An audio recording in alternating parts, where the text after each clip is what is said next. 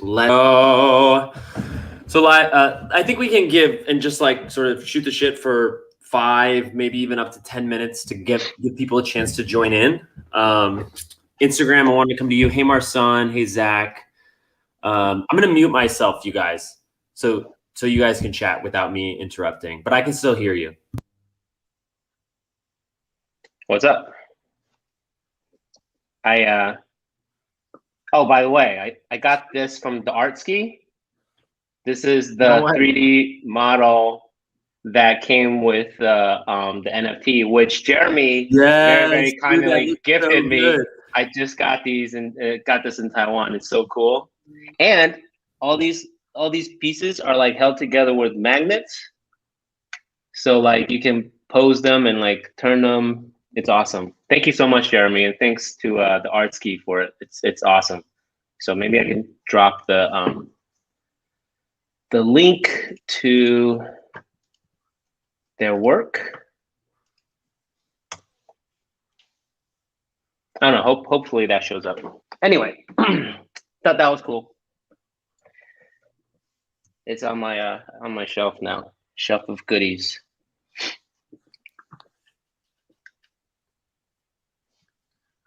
Let me see.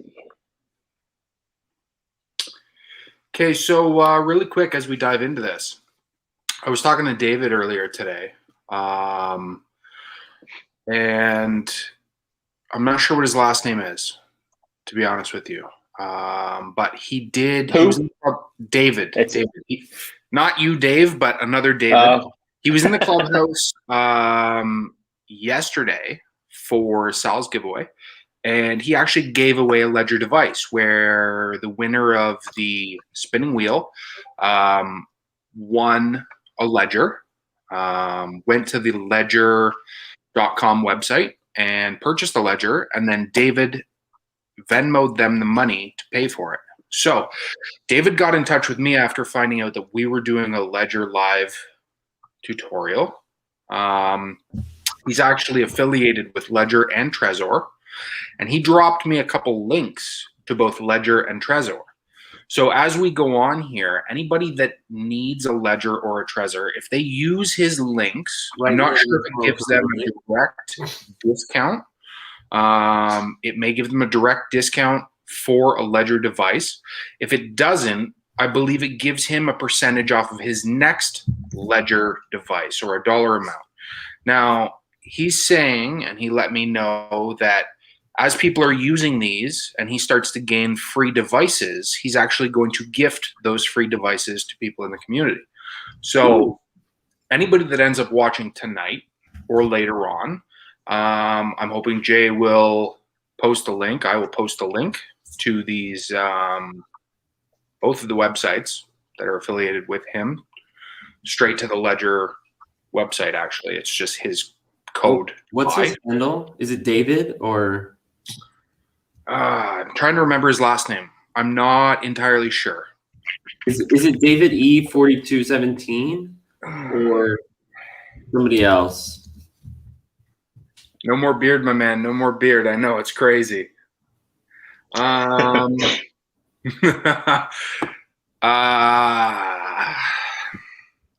It's David with the bubblegum son in the Discord. He's always messaging about wallet safety and whatnot.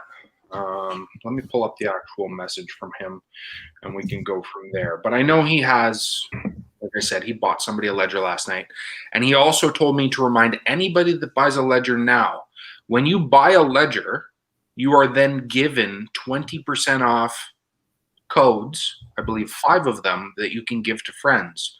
So anybody in the community that buys a Ledger, pass on those codes so that the next person can then get a Ledger for 20% off. Right. I did not know that. I didn't know that either. Let me pull up the messages. Just a reminder about the links in case you might have forgotten. Have fun on the stream.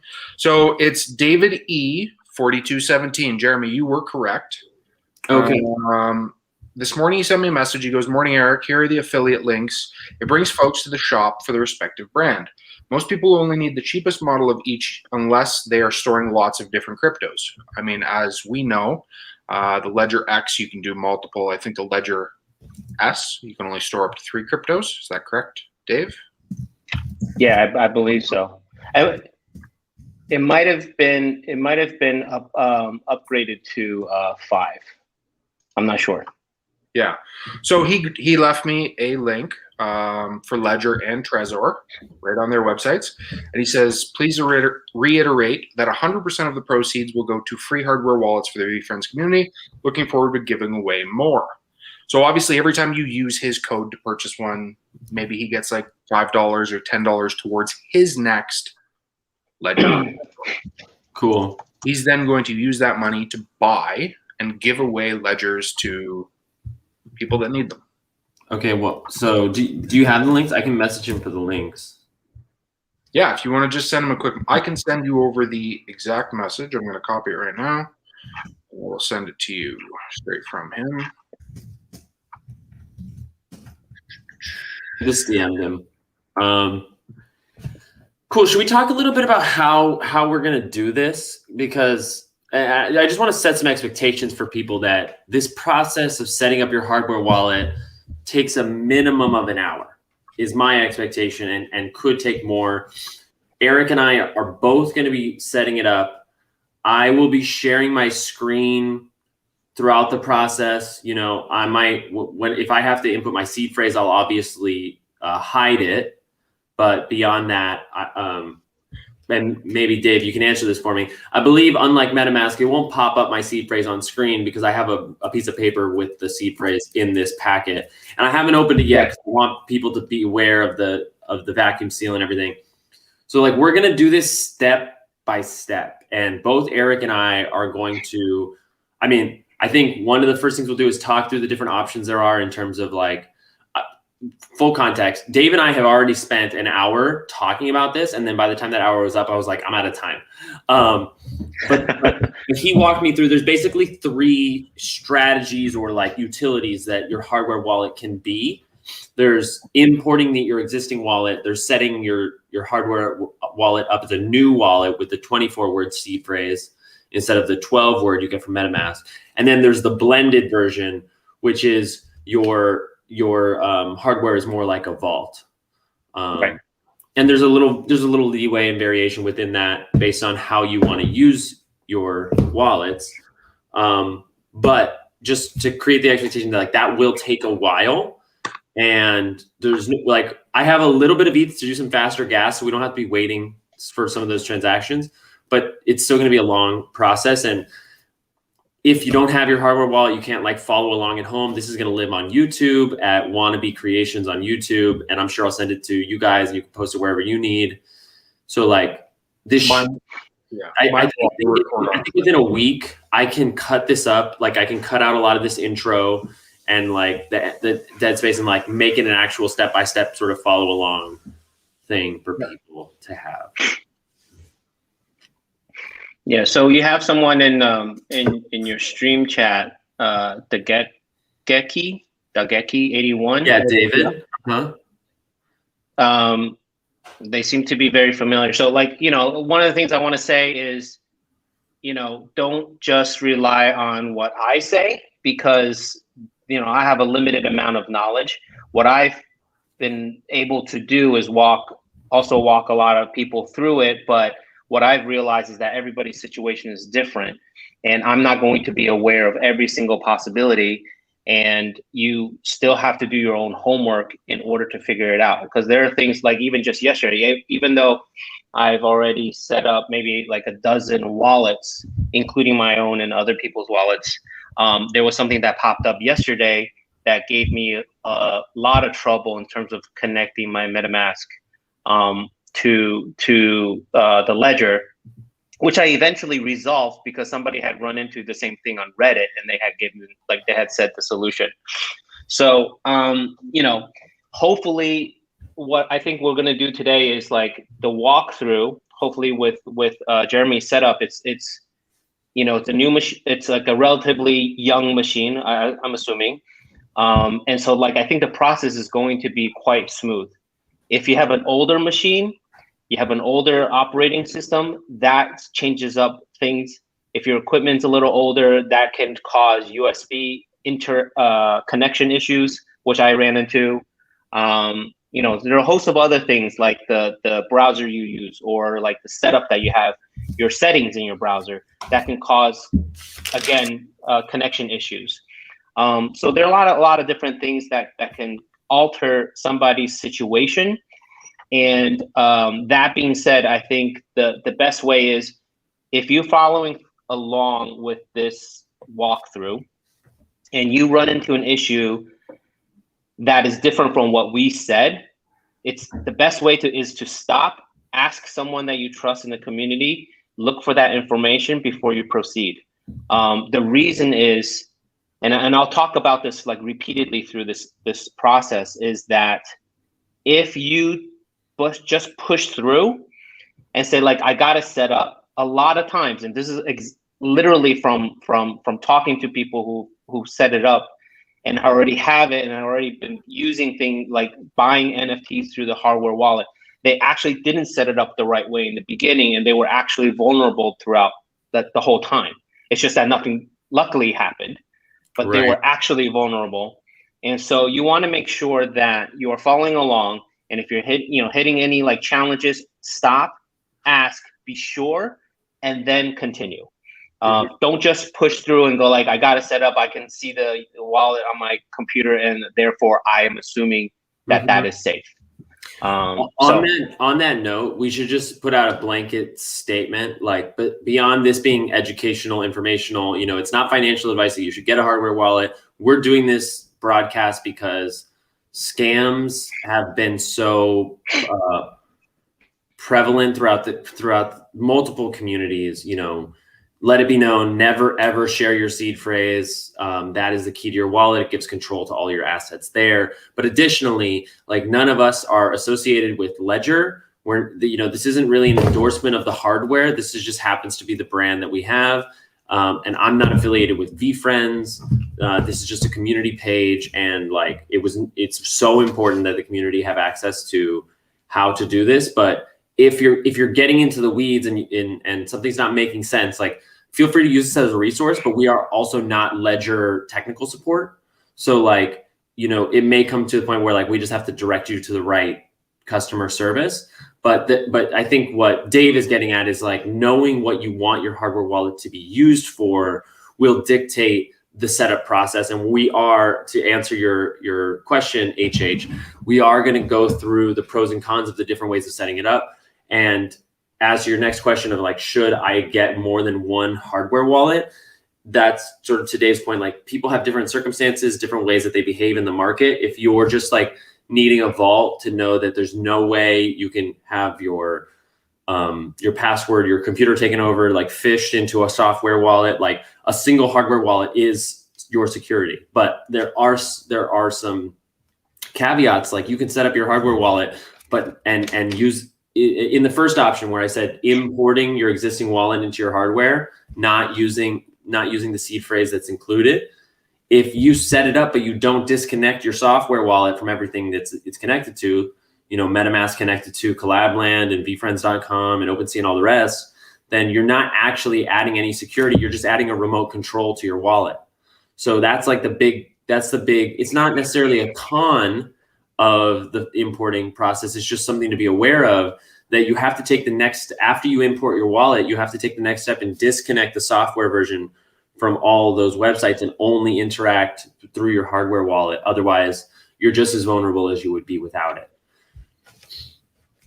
I think the main benefit of what we're doing here is really filling in some of the information gap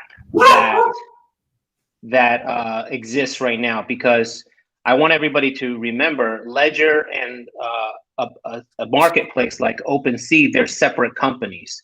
Ledger is not going to be necessarily giving you the support on how to set it up so that you have a safe transaction, a good time, like on OpenSea, and vice versa. Like, OpenSea is not going to troubleshoot your Ledger. They can do it to a certain extent, but they're not going to walk you through. So what we're doing is trying to fill the gap. And by filling the gap, we want to make sure that, you know, everybody who owns a ledger take the responsibility of like figuring out what the rest of that is. Like, we cannot be Ledger and we cannot be OpenSea, but we can help you, guide you, set it up so that you're able as a consumer, like, have like a safe interaction with both things. So that's kind of like my maybe quick setting up of like what the expectation is too. All right, and we should just get right into it. I can't hear you. Oh, okay. No, I muted myself because my dog barked. I didn't know if it was going to continue. I just want to make one question to the chat.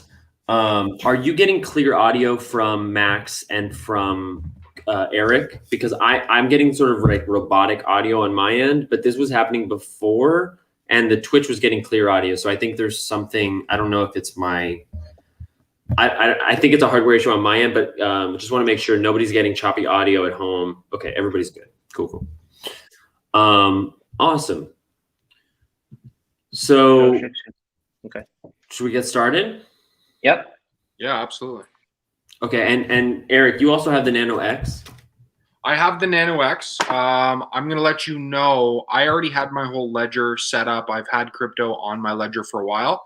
Oh, so great. The other night, Dave and I very quickly took probably about a half an hour, 40 minutes, and he just kind of explained to me how to move my tokens to the ledger that I had already set up. So I'm already pretty well set up, good to go. So we're going to run you through pretty much everything he ran me through, and just kind of fill in blanks for me as we go with things that I wouldn't have learned or picked up during that really quick session. Great. So let's get started then.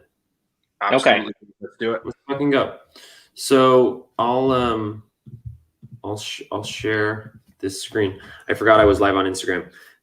Somebody's here. All right. Should we? Mikey, why don't just make it easy for editing's sake? Why don't we just say? Why don't we go around, say our names and why we're making this video, to abbreviate whatever we just did in the last 15 minutes. You guys want to introduce yourselves? So hi everybody, I'm Dave. My handle is Max the Miata on Twitter and Instagram.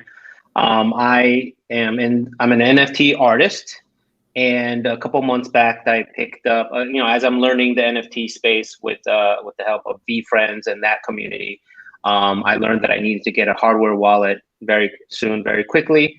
So I dove right in. I ended up picking up two, and just experiment with a lot. So I'm basically here to explain to everybody, to the best of my abilities, how to set it up, do it safely, and what options you have, and hopefully just make sure, help everybody be safe in the NFT space. So thank you so much, Dave. Eric, will you introduce yourself? Hey everybody, it's Eric. I go by KCCO Eric on all platforms. I'm a VFriends collector. I'm a new NFT collector. I've just started creating some NFTs for my own collections. And I've had a ledger for a little while, but didn't know how to actually use them in the NFT world. So this is going to be a helpful tutorial for everybody to kind of learn how to do that and how to keep your assets safe, because we know that there's a lot of scams going on and a lot of people are losing a lot of money. So I hope this helps. Awesome. And I'm Jeremy. I'm the front man for Wanna Be a VFriend. I've never done an intro like this before. We're the first and biggest VFriends fan page right now. And with the prevalence of scams, people doing lookalikes of admins, trusted admins, Larva Labs, Board API Club, VFriends, like Metamask, scams like posing as Metamask. When Eric and Dave suggested that we do a live stream to walk people through it, it was just a no-brainer. So we're going to be doing a walkthrough of how to set up your hardware wallet. Specifically, I've got a Nano X here, and this is where you begin. So I've already downloaded the Ledger Live app. I'm on an Apple, so it was in the Apple Store. And just the first thing to know is I ordered this directly from the manufacturer. I've heard that ordering it from Amazon is also trustworthy, but if it's better to go from the manufacturer, because on Amazon you can have alternate sellers, and you could just, you know, not notice and be buying it not from like an Amazon verified seller, and instead be buying it from somebody who's sending you a wallet that's compromised. So I know, in addition to having bought this from the manufacturer, I know that my wallet is safe because it's still got the vacuum seal plastic on it. And there's language in the app, and I'm as well. Yeah, I think it was in the app that I saw this language of like, please make sure that your wallet is sealed. Otherwise, it's been compromised. Contact us as soon as possible. So I'm literally unboxing, as it were. And so we got this nice product design. Sleek exit of the box comes from the labeled rectangular coat. And it sort of opens, not like a book, but like a treasure chest, where you'll have your Owen Wilson sort of safety hardware. Okay, anyway. It's a USB stick. And that's what it is. This thing is really sleek and cool. I suppose I'll continue on the app, and it will tell me what to do. Get started. Like most people, I am not reading all of this. I suppose it could behoove you to do so. There's some definitions here for crypto assets, device applications. Let's go ahead and read. So crypto assets means types of digital assets which can be transmitted with blockchain technologies, included but not limited to Bitcoin, Ethereum, and Ripple. So any cryptocurrency asset, as well as ERC 721s, 1155s, or NFTs. Device application means a software app developed by Ledger or by third parties which embeds a specific cryptographic signature logic within the operating system in order to create a transaction on Ledger Live or a third-party app, and signs or authorizes various operations with the Ledger device, including but not limited to crypto, authentication, and password management. So in addition to being able to store NFTs, you can store crypto assets, and the way that they're managed is through apps that can be loaded onto the Ledger device. That's the reason that I went with the X instead of the S, because there's a limit of, I think, 4 crypto apps on the S, but this one allows for up to like 1,000 different assets. Is there a lot of this? I mean, yep. I kind of want to know this. Like typically, you know, a trusted company, I would just go and hit read and agree. But like, you know, this is important. If you guys don't mind, I think we should take the time and just kind of look at this. So fork means a change to the underlying protocol of a blockchain network. That's like what just happened with Ethereum. That results in more than one version of a crypto asset, the result of which may be one or more versions that are not supported on Ledger services. Okay. That hasn't happened for Ethereum yet. We had the London hard fork, but it didn't create an ETH 2.0. We're still using the regular ETH. Ledger Live Manager is the catalog of the applications, the materials, contents, documentation, as well as object codes for all the software, yada, yada. PIN is a numeric password that you as the user create to unlock your Ledger. If anybody's ever asking you to input your seed phrase to unlock your Ledger device, don't do that. Stop, see where you're at. The reason they have this PIN code is so that you can have an easy way to verify that you're making this transaction. You'll still have to probably hit the button and sign or whatever, but you should only need the seed phrase once to set up your wallet, and then you won't need it for any minting, for any transfer, for anything else except for to import your new wallet into another device. So private keys means a critical piece of data used to authorize outgoing transactions on blockchain networks. That's not referring to the seed phrase, though. This is something else. Right. Yeah, you're not going to give that to anybody either. Yeah, don't give away your private keys. Oh, right. Your private key is like another sort of wallet address, but it's not your public address. Is that correct? Or I think the private key is the password to get into like something like a Metamask. I'm not entirely sure. It's your like password. Like you don't want to give it. Just basically, if you're confused by the terms, which you know I sometimes am too. Just don't give away your information. The only thing you should ever like give away is your public wallet address. That's it. That's like, I mean, don't make it a habit to give that away, but if you're participating in giveaways and things like that, that's the only thing you should be giving away safely. No private keys, no PIN codes, and certainly not your seed phrase. Mm-hmm. And I'm just sort of unpacking a little more. So my Ledger came with a USB C cord, and I'm going to just plug it in right now to charge it while we're. Eclectic actually just said the private key is the password that allows you to access the assets in your public wallet. Got it. Yes, it's like when you get signed out of MetaMask and you use your password. Yeah, you never need to use it. You shouldn't even know it. Just like your seed phrase, hide it from yourself, and you can't accidentally give it away. Great. In the case, there's also this little card that says start by downloading Ledger Live, and then this little hello packet gets started, which I imagine contains my seed phrase. I know you can't really see it, but anyway,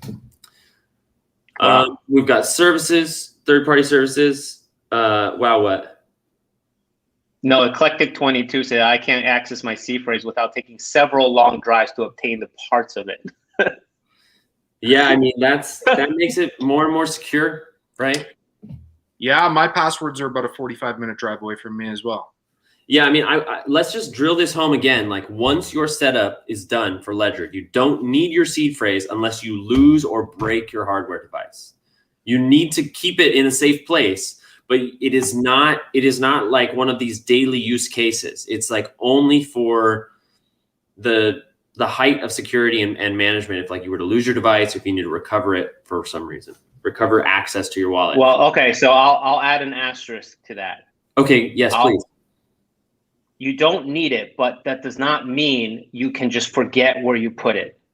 Right. Do not forget where you put it. And I think this is a very important distinction, because I think a lot of people set it up and they're like, I'll never use a seed phrase again. It literally happened with I received a DM yesterday from someone who cannot access their MetaMask because they've been accessing the app only, not on the computer. They didn't have MetaMask set up on the computer. They only had MetaMask set up on their phone, and they were logging in with their finger ID. So they forgot their password. And because they never thought that they never ever needed the seed phrase again, they don't know where the seed phrase is. No. So they literally cannot access their VFriend from their wallet. So please understand what I'm saying right now.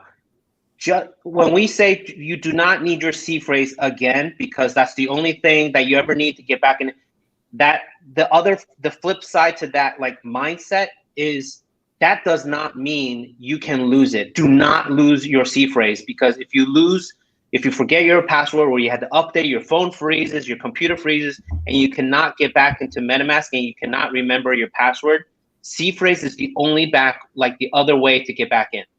So do not forget your seed phrase. Do not forget where you put your seed phrase. And let's add one more asterisk in terms of like education. This device is not, once it's all set up, I'm going to transfer a VFriend there.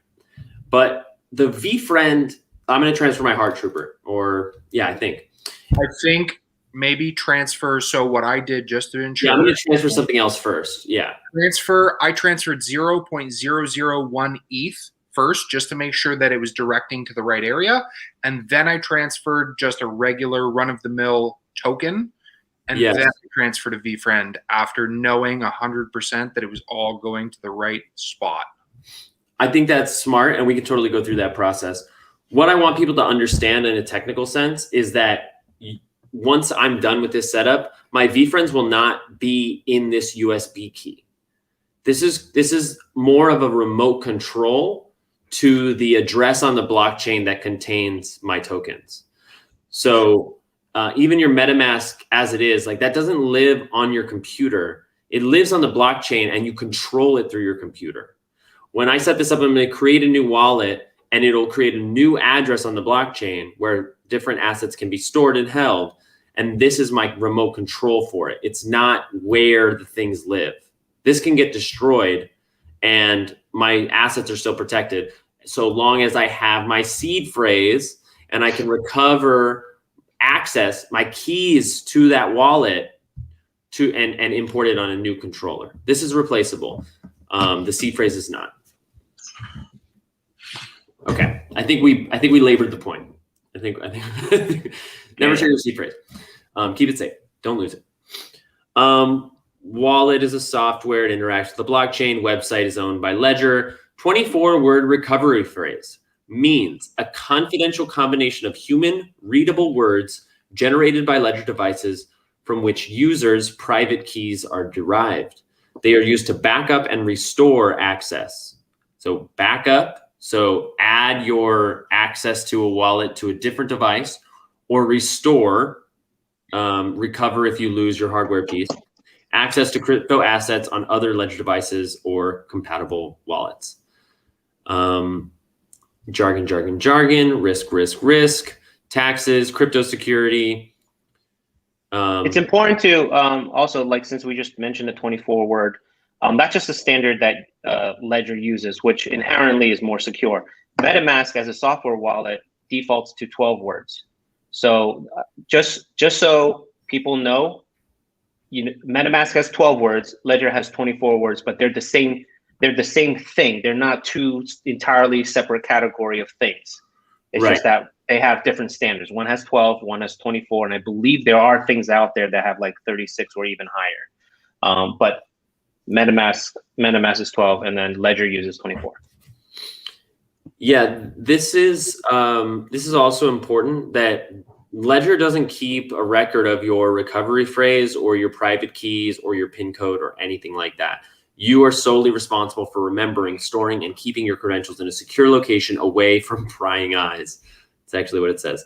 Any third party with knowledge of one or more of your 24 recovery phrase or PIN can gain control of the private keys associated with your Ledger or of the 24-word recovery phrase. So keep your credentials safe. When you set your Ledger device up, you must A, create and remember a strong PIN that you do not use for any other service. So don't use your debit card PIN number, because that's what I would have immediately done. Protect and keep your 24-word recovery phrase secure and confidential. Write it down, geolocate it around the earth, hide it in multiple countries, do whatever you feel you need to do to know it's safe.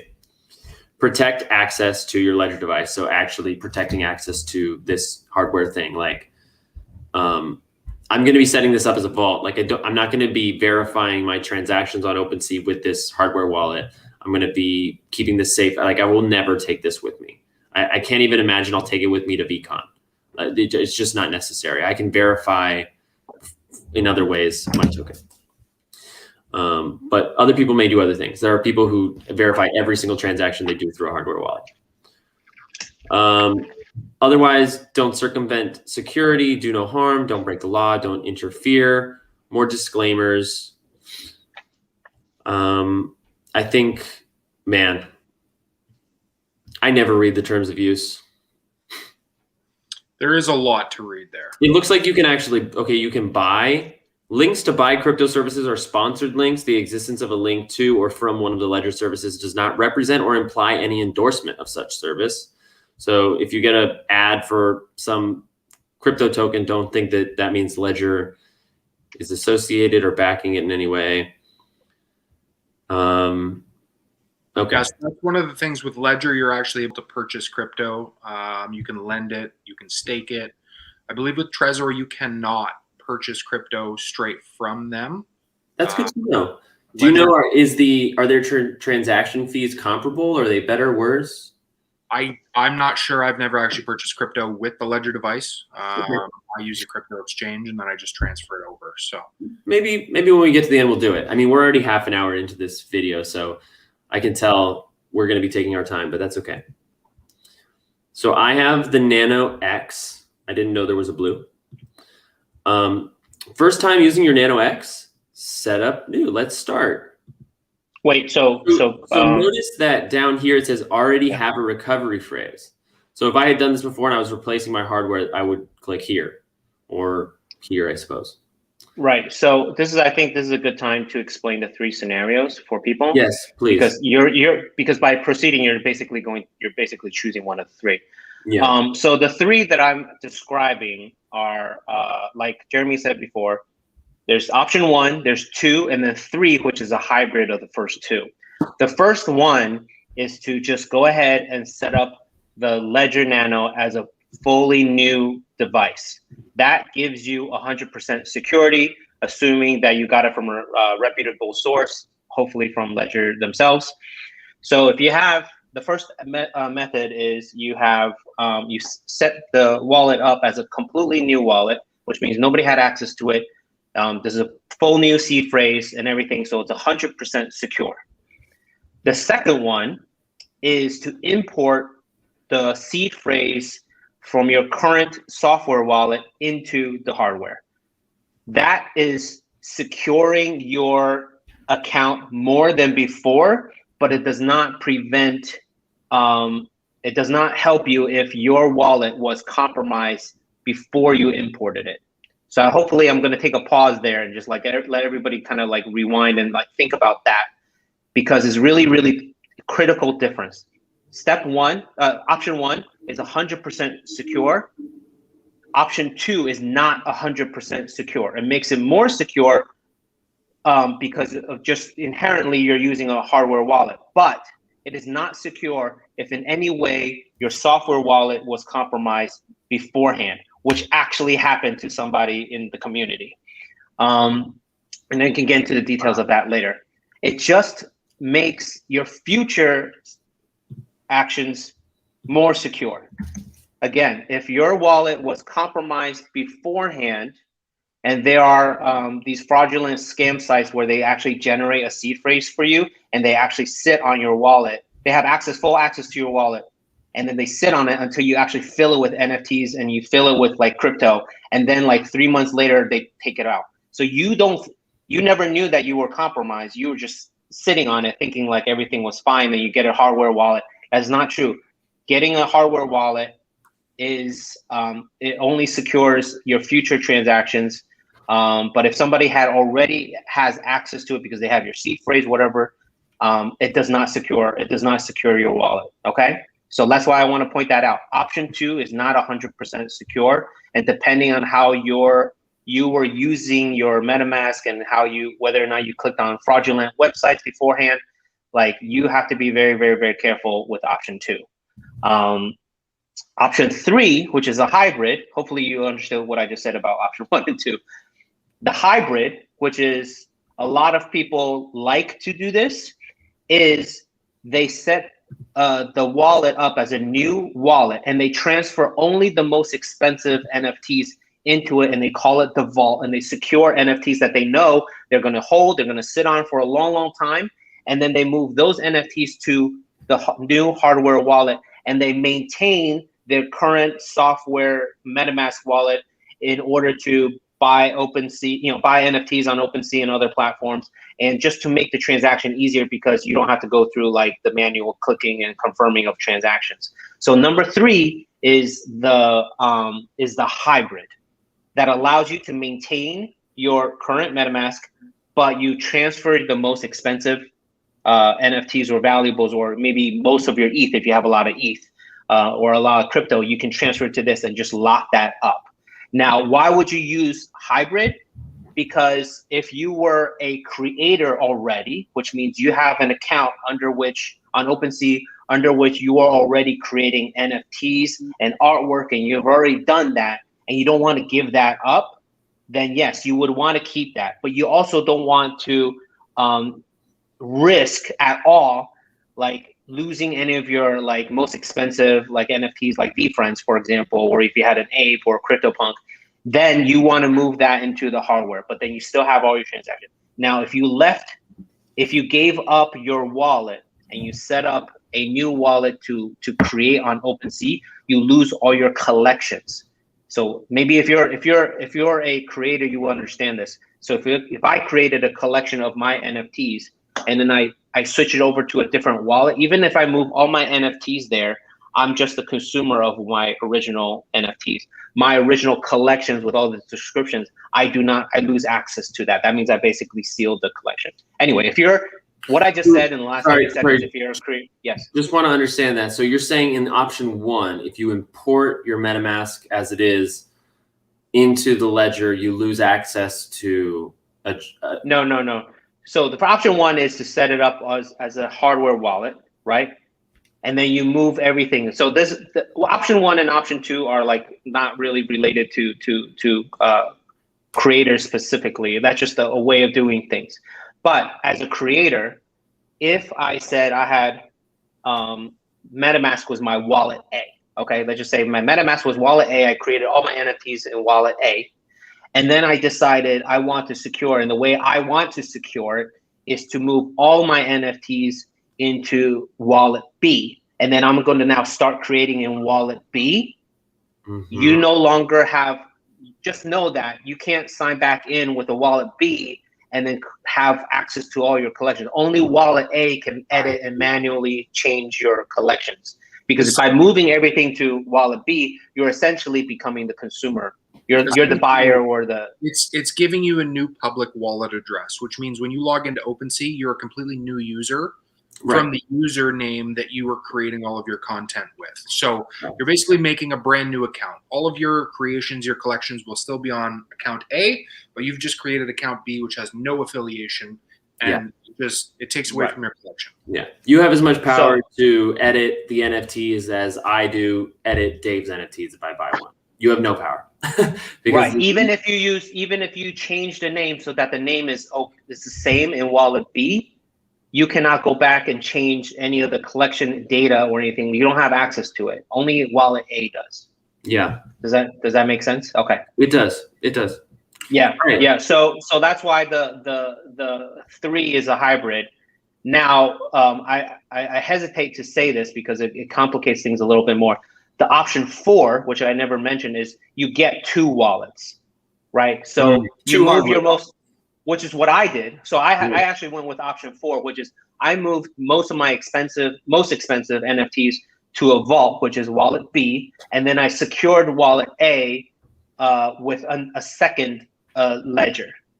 Now, but I also, just like I said before, my wallet A is not 100% secure because I cannot be 100% certain that it was not compromised. I'm just very, very sure that it's not been compromised because I'm very safe normally in terms of browsing and having a good browser and like secure way of doing things. And I've never connected into any websites that I don't trust.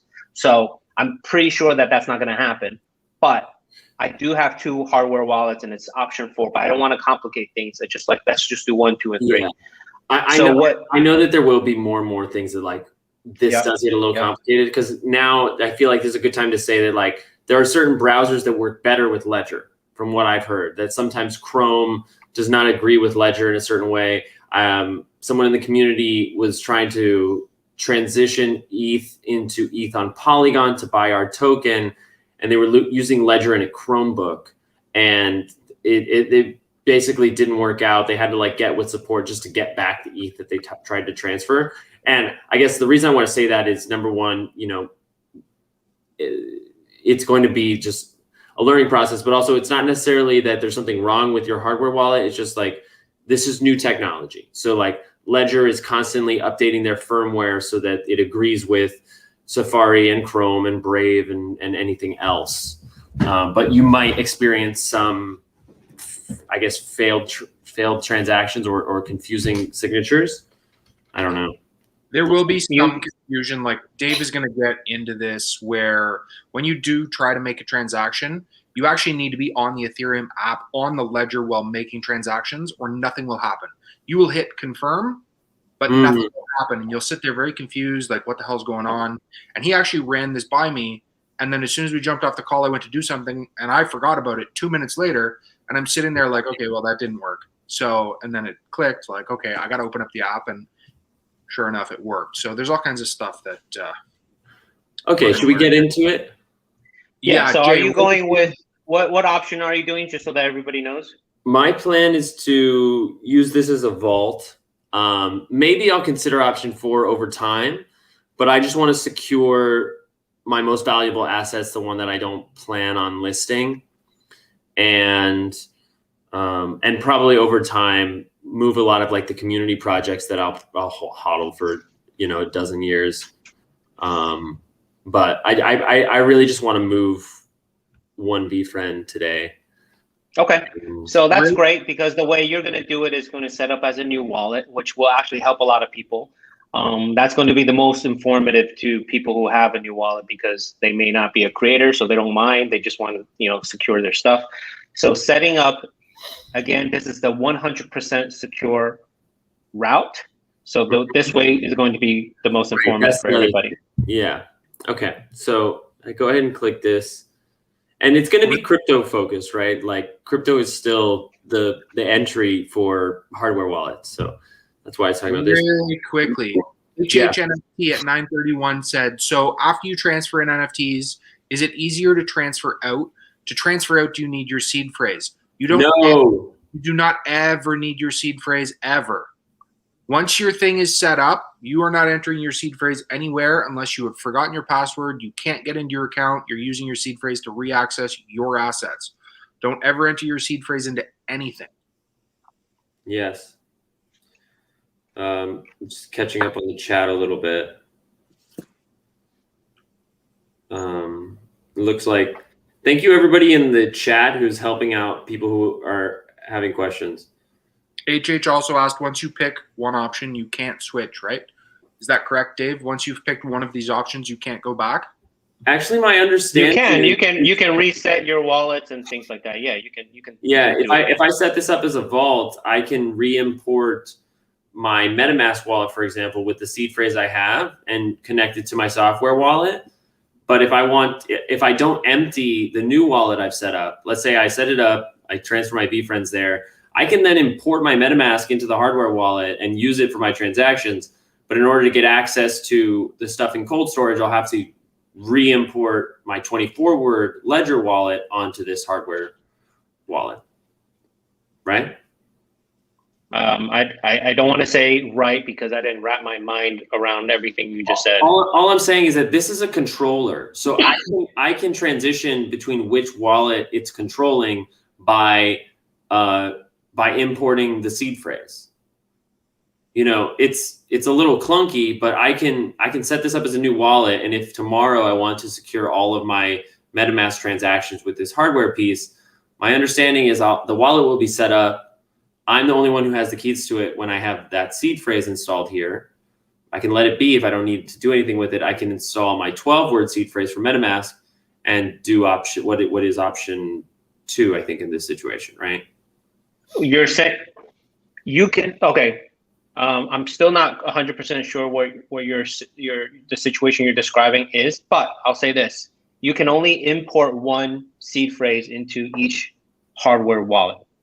If you want to switch import back a second, you can. It's just that you are risking this unnecessary risk of like confusing or losing you're basically you're trying to.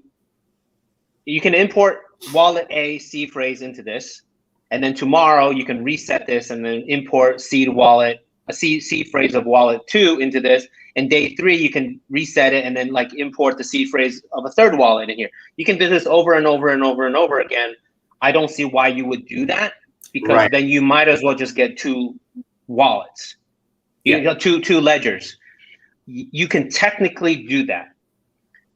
Yeah, I was like, I wouldn't suggest doing that. Because it's almost like, can I change out the lock of my house door every day? Yeah, you can get a locksmith to come in, like change your lock every day. I don't know why you would do that, right? So, yeah. Great. So technically, it can be done. I don't intend to do that, but to answer the question, it can be done. It's just an unnecessary headache and risk.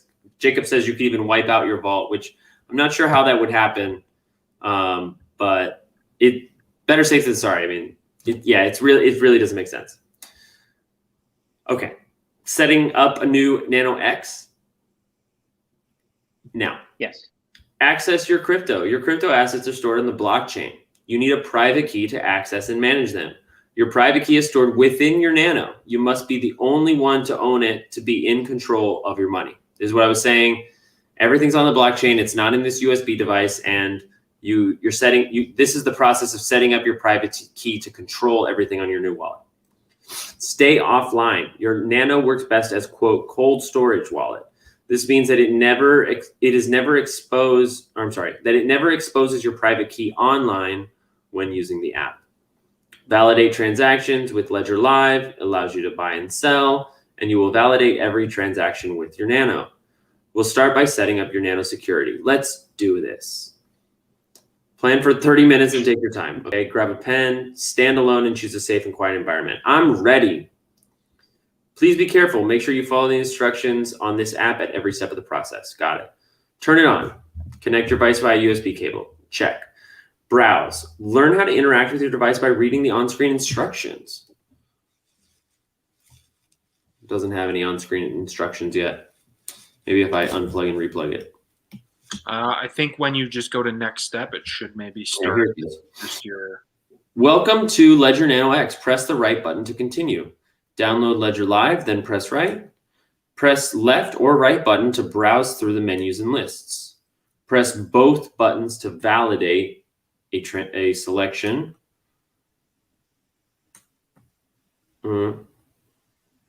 So here, I'll take a quick pause. See how on the screen, everybody who's watching this, on the screen on step 3 is a select setup as new device. It makes it, so this is how I ended up with having 2 wallets. I thought that was the only option because it just wants you to set it up as a new device.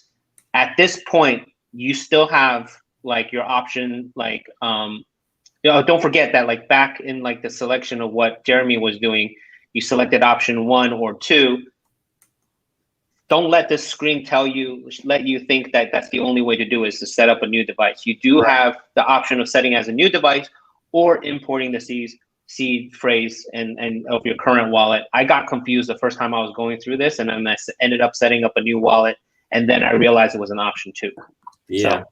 So I just hit the right button enough times, and it sort of takes you through a menu to teach you how to use your wallet, and then gives you the options to set up as a new device or restore from your recovery phrase. So I'm going to set up as a new device to create a vault.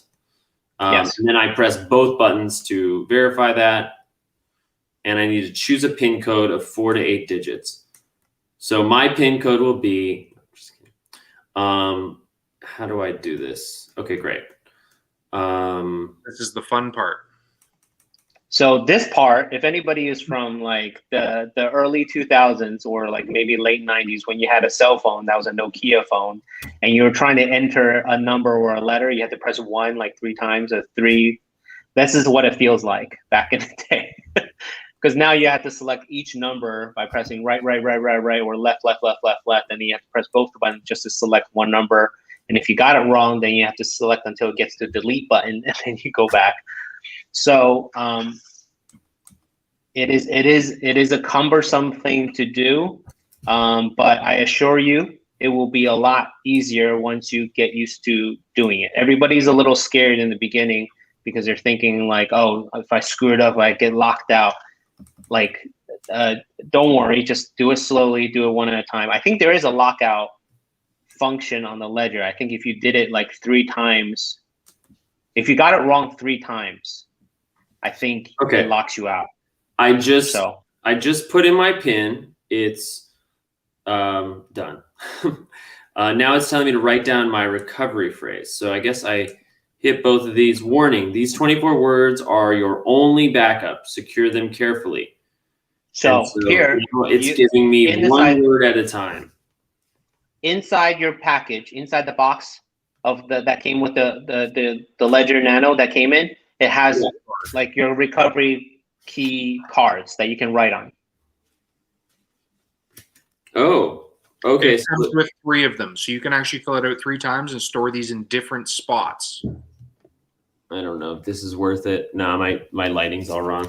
But I just show it has these cards. That's nice. Okay, well, I'll use it. So again, like they prompted you like this, set aside 30 minutes. It will take a while. I thought there was a piece of paper in here that had the seed phrase, but it's actually generating it right now, or I guess it's already right. Your device will generate it. Yep. And that's why they say don't ever accept a Ledger that the package looks tampered with, because somebody booted up that Ledger device, written down the seed phrase and the the private key, and then mailed you that Ledger, And then you'll go and set it up the same way they did, where it's going to show you that same private key and it's going to show you the same seed phrase, and you're going to think you're safe, but somebody else already has all of that information. Sorry, I'm moving my window a bit because I always forget that I invite Gary to every single live stream, and I have to remember to keep an eye on the backstage because I can't hear folks if they join backstage, so I have to be able to see it. And there's always a small chance tonight could be the night. I think of any night showing up to remind people not to share their seed phrase might stand out. All right, I'm on word 12. Give me a minute. I'm still writing. Keep in mind his passcode that he entered in.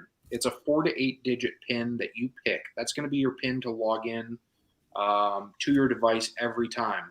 Now, if you're going to use your actual ledger to make transactions and to make purchases, you're going to have to enter this PIN in to make transactions almost every time, which is going to become a little bit of a problem if you're looking to get in on drops that are super hot, that are going to fly off the shelf, right? So Dave already explained that one to me when we were doing it the other night as well.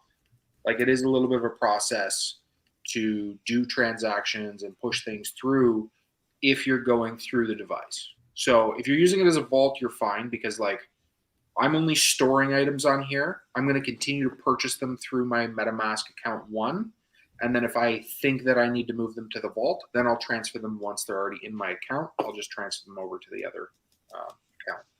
So just to speak to it, I've just written down all 24 words on the paper that they've given me, and it prompted me to go back to the beginning and make sure I got them right. Oh, I'm getting a low battery. It says it's charging, but I'm getting a low battery signal. Let's not and say we did. Give me a second. I have this plugged in on my computer charging. I'm going to get an actual battery so that doesn't interrupt. I'm just reading the comments.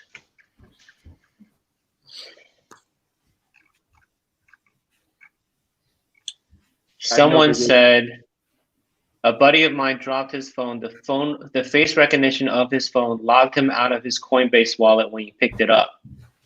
Turns out you need your C phrase to get back in. He can't find his C phrase. Any ideas to help him get back in, or is it lost for good? This is another, like, I don't know exactly if it's impossible. It sounds like it's not. So this is a more of a macro. This is more of a macro topic. I personally, this is not advice for anybody else. I personally do not like interacting with NFTs and crypto through my phone. There are a lot of things that have happened to other people that I have observed or I heard the stories of, and it makes me a little bit hesitant. So right here in the chat, MSU Pace 77 said that their friend lost access to their wallet because they dropped the phone and it logged them out of that wallet. This is not that different from the other person I was just telling you about last night who lost access to their MetaMask because they had used Finger ID. When you are using your phone, your mindset is a little bit different because everything is ease of access. You do things quickly, you do things intuitively. This is the best thing about mobile phones. But when it comes to security and having to remember stuff, if you are always relying on your Finger ID or Touch ID or your Face ID, you start to forget that you're supposed to remember your passcode. And if you're not supposed to, but if you lost your C phrase, then you like basically screwed yourself out of accessing your wallet, because that's how it's supposed to be secured. If nobody else has like your C phrase, they can't get into it. But if you, the owner, lose access to your C phrase, you're also screwed too. If you lost like your password or somehow you lost access to your app. So behaviorally, I don't trust myself with interacting with NFTs and crypto on phones. And so I'm just gonna put it out there. I've already, now it's like, this is like at least the third or fourth instances where I've seen someone not access their wallets they lose access to their wallets, which contains thousands, if not tens of thousands of dollars of value. They lost access to that because of a phone. So take that for what it is. Take it for what you will. Now, I'm sure there are people who say like, no, I'm fine because I remember that. That's great. But just know that your mindset is a little different when you're using a phone. Just to sort of illustrate for people like what this process looks like. So after I selected my PIN number by like using, I have a left button and I have a right button. And I selected the numbers and I have to press both at the same time to confirm. After I did that to select my PIN, then I cycled through and wrote down each of the words. Now it's asking me to confirm each word. I don't have to type it out. And I just have a gallery menu that I go and I search for the word. It says, confirm number 15. And I find it and hit both and then go on to the next. So just to illustrate, does take a little bit of time. So Eclectic22 did confirm if you enter your PIN code on your ledger wrong 3 times, it wipes. It doesn't even just lock you out, it just wipes and you have to put in the seed phrase again. Oh, I mean, I think that's probably a great feature. Yeah. In terms of protection. I keep wanting to share these words. It's always so funny to me, like how these words are just random English words, but obviously even sharing, and let's just make this, even sharing one word that's in your seed phrase could compromise the security of your wallet. So even though I'm seeing words that I'm like, oh, look, that word's in my seed phrase. How funny. It's not funny. Don't share it. It's a private seed phrase. Dave, when are you minting You Don't Share the seed phrase NFTs? I have a couple friends very new in the space. I want to gift some to them and to show them how it works. Oh, you know what? We should do that. We should do, I don't know if you guys know, so I was going to mint some NFTs, where it's just basically a GIF or GIF that circles through like 4 slides of like best practices, like I will never share my seed phrase and things like that. So I was going to drop them soon, but like maybe I can send some to you, Eric, for Saturday. Absolutely, man. That would be great. Yeah, I did see the ones that you had made. It's actually funny because your skunk work badges, I sent a message in the VFriends Discord after all of the scams were happening there last week. And I actually talked to May as well about it. And I said what they should do is create a free VFriends safety badge NFT, where if you're going to be a part of the Discord, instead of just giving them the rules or the how-to or how to keep your assets safe that a lot of people clearly aren't reading, make everybody do a quick safety, like even if it's 5 to 10 minutes where they have to read through, how to keep your wallet safe, never give out your seed phrase, any of that, where at the end you answer, say, 2 to 3 questions to confirm that you actually read it and you never give your seed phrase out. To incentivize people to read that, if you read it and you complete the 3 questions correctly, maybe you get a free NFT from VFriends, like a safety badge or something that Team Gary V wants to create, and that'll just incentivize people to read through and make sure you're keeping your assets safe. That's interesting. Just coming back to the setup, I just hit next through a few things. These are all the things that I just did on my hardware piece. I just hadn't hit next. So it said turn it on, set up new device, and this is meant to walk you through. So I set up the PIN phrase. I understand I must choose my PIN code and keep it private. I have it written down right in front of me. I'm not taking a picture of any of this. I'm not putting on a digital note. It's all analog. I chose my PIN. It's giving you some details about how to confirm. Like if I did I don't think this is compromising. I did an 8-number PIN. And so I could have made it 4 or 5 up. It can be 4 minimum. And I could have ended it with a check mark or erased one, just helping you understand how to use the hardware. This is my recovery phrase, my secret list. So piece of paper, which I showed you. I've now written it down. And here are some, then you confirm it in the wallet. And this is just, again, like Enter these words on your wallet only, not on your computer or smartphone. Never share your 24 words with anyone, not even Ledger. Be aware, don't enter it on a computer. Don't take a picture of it. Never share. Always store in a secure place out of sight. Ledger will never ask you for your recovery phrase. And if any person or application asks for it, assume it is a scam. So I think, okay, I'm done. Now game on. Oh, game. Answer 3 simple questions to avoid common misconceptions about your hardware wallet. Let's do the quiz. Wait, can we just take a moment? Can we just take one moment and look behind and like see that the graphic that they have for like secure your like seed phrase? It's literally a book with a cutout. Yeah, right here. That's right, like old school. Don't do that if that's the only book you have here in your bookshelf, by the way, everybody. Yeah, it's just too much of a giveaway. giveaway. Hidden in the library and better in more than one bookshelf. Yeah. But as a Ledger user, my crypto is stored on my Nano or on the blockchain. What do you think, chat?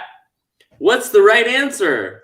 I think we know this one, but look, if you don't know this answer, like, don't feel bad. Like, that's exactly why we're here.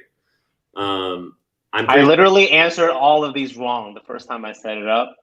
Yeah. This is exactly what I was just saying VFriends should do, is have a little questionnaire. You answer all 3 questions. You get a free VFriends safety badge. I'm just catching up on the chat a little bit while I let people answer this first question. Who is this want to become famous, buy more followers? Can we not do that? You even get the bots in here, Jay. Wait, what? There's a couple bots that came in offering to get Jay famous. Oh, Jacob says, if you want to airdrop that to all VFriends holders, hit me up. Jacob, I'm curious about that. Yeah, let me just delete this. I think I can delete this, right? Well, I would want to make sure that the airdrop is like okayed by VFriends before I do anything. I don't want anybody to be like pissed at me. But anyway, moving on, back on topic. Sorry, I'm just banning this spam. Don't have any moderators in the chat. Anything? Yeah, you guys have been answering these questions, right? Yeah, most of these questions. I mean, people are answering the questions. So okay, thank Marsan got it right. They live on the blockchain. Da, da, da, da, da, on the blockchain. Congrats! Your crypto is always stored on the blockchain. Your hardware wallet only holds your private key, which gives you access to your crypto. Next question. If my recovery phrase is no longer secure or private, no problem. Ledger can send me a copy. Or my crypto is no longer safe and I need to transfer them to a secure place. So I wonder.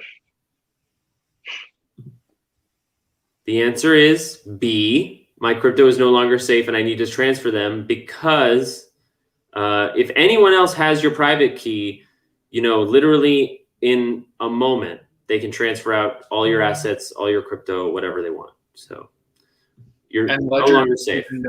Ledger doesn't even know your seed phrase. Like, yeah, an employee, nobody knows your seed phrase with you. Yeah.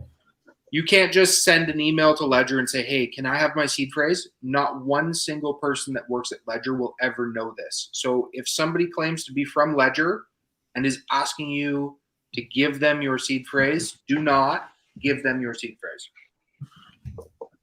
And just to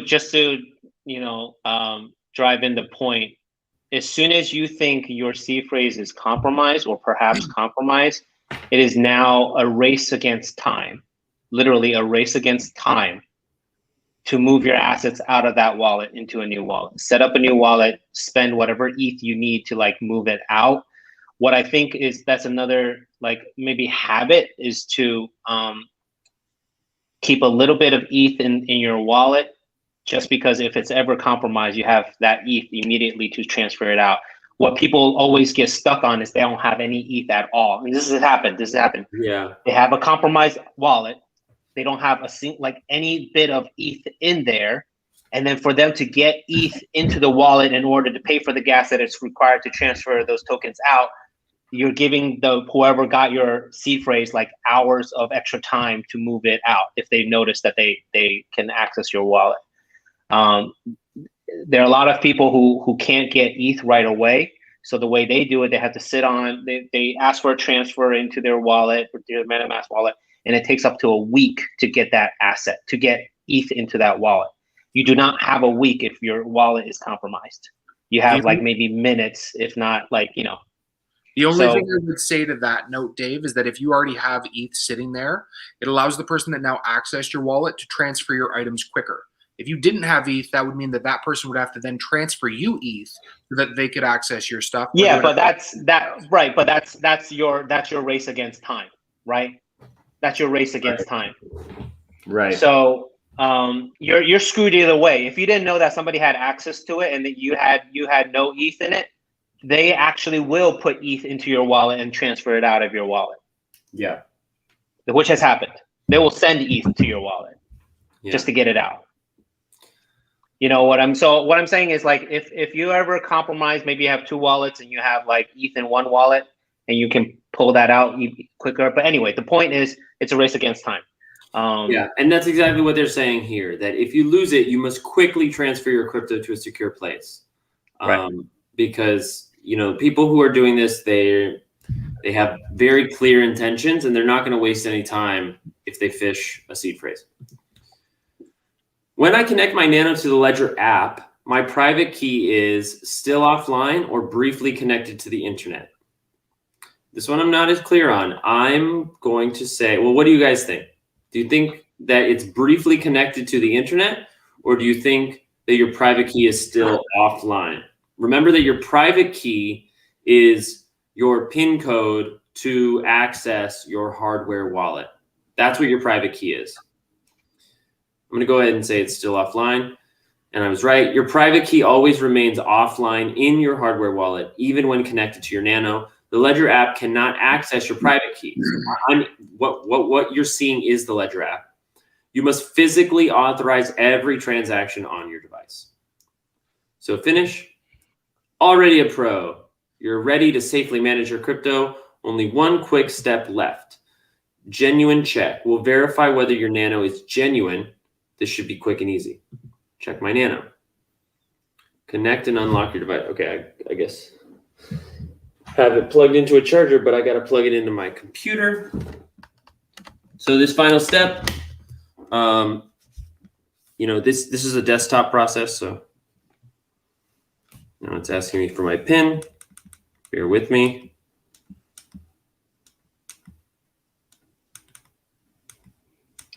Your Nano should be charging when you're plugging it into the USB. Yeah, it's not really charging much. I keep getting critical battery and like. Yeah, when it's low, then it's a bit of an issue. I wonder. Oh, having a hard time connect your device. Maybe it's not connecting properly. So this is one of those like troubleshooting things that often happens. Yeah. So it may be because your battery is low. I also have this. Let me try this.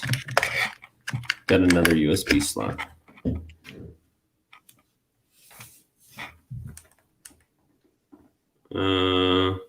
Let's enter my PIN again.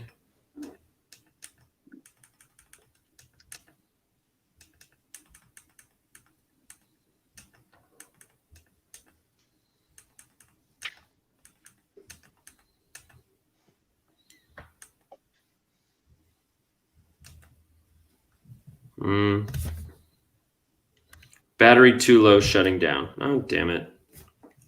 I don't know why it's not charging.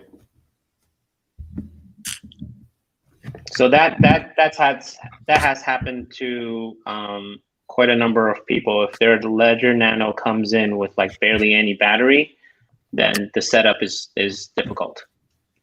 Yeah, but why is it charge? I've had it plugged in this whole time we've been streaming for like the last hour. So why has it died? I understand you might not have the answer.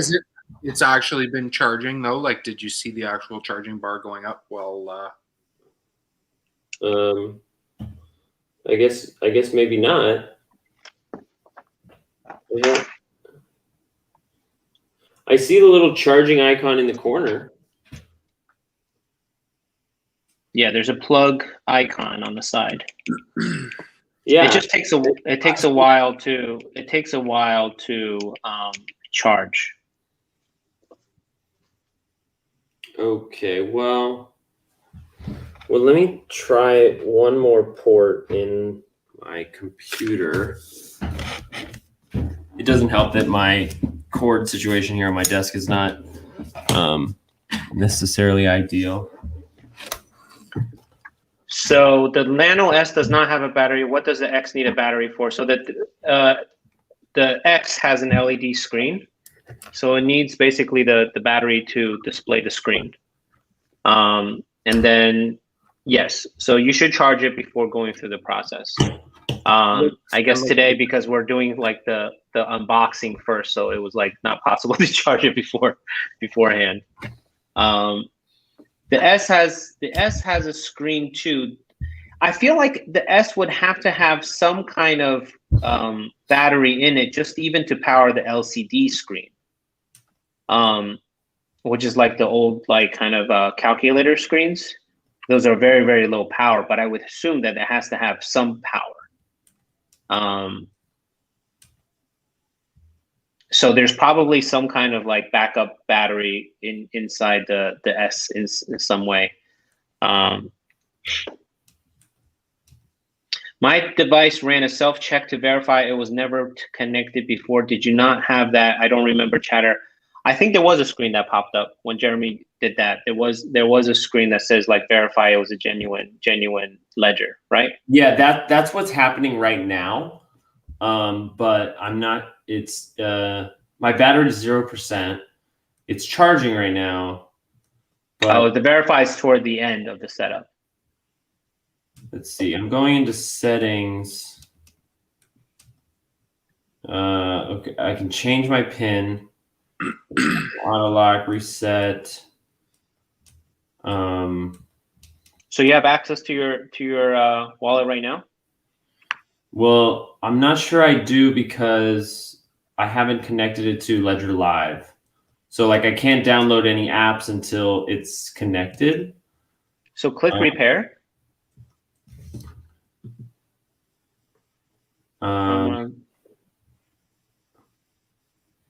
Okay, cancel.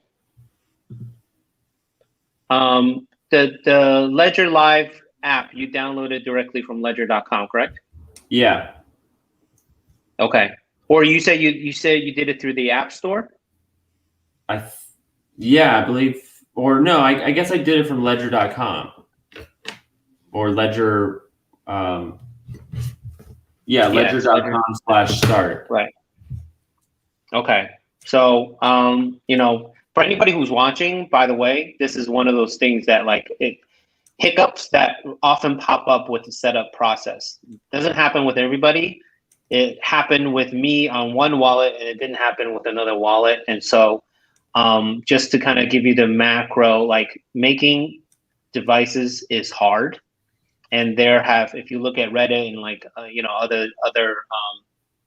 other communities, you'll see that a lot of people had a lot of. I went back. This is working. Yeah, I went back. Good. So now Okay. I'm going to hit both buttons, allow Ledger to manage my Nano, and there you go. There it is. There's the Nano genuine, ready to use. Bryce, what's up, buddy? Head over to Twitch. Jump in with us.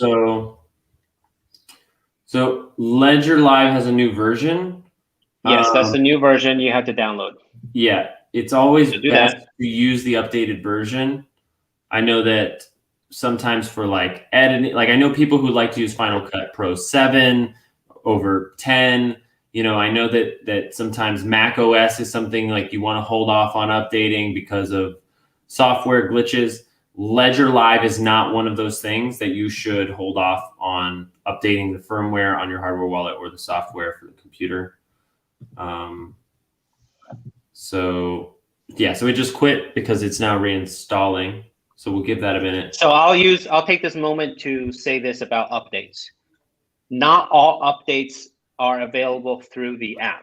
So a couple of versions ago, and literally just like maybe a month and a half ago, there was a version that was not updatable through the Ledger Live app/program. You actually had to go back to ledger.com and download that software again.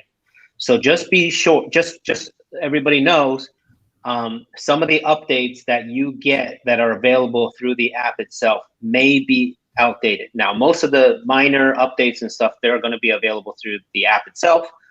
But every once in a while, every couple of months, do yourself a favor and just go to ledger.com and see if there's a new version of the software. You can go figure out like what version of the software you have by going to like help. I think the settings. I think if you go up to the settings, top right, Jeremy, if you click down and go to help, top, there you go. And then I believe, is it help or about? Sorry, about. My bad. On top, about. There it is, the version 2.32.2. Right. So you should compare every couple of months or so. Go to ledger.com and see what the newest version you have. They may not be able to push through an update through the app. Just FYI. All right, so here we are. Do I need to launch this device setup? Is this where to begin? No, yeah, you already did that. Okay, so yeah. Do I go to manager then? So you can go to the top, portfolio, top left, sorry. Expand that bar again, toolbar again. Yep. So when we talk about account on the ledger, that account means a particular crypto. So if you say add account, we'll understand what this is. So add account. And so what this process is allowing the Ethereum application to be run on your ledger. So just like Jeremy did, selected Ethereum, and it's going to go through and set that up for you. It's detecting the device. On my hardware wallet, it's now saying processing. Here it's installing the app.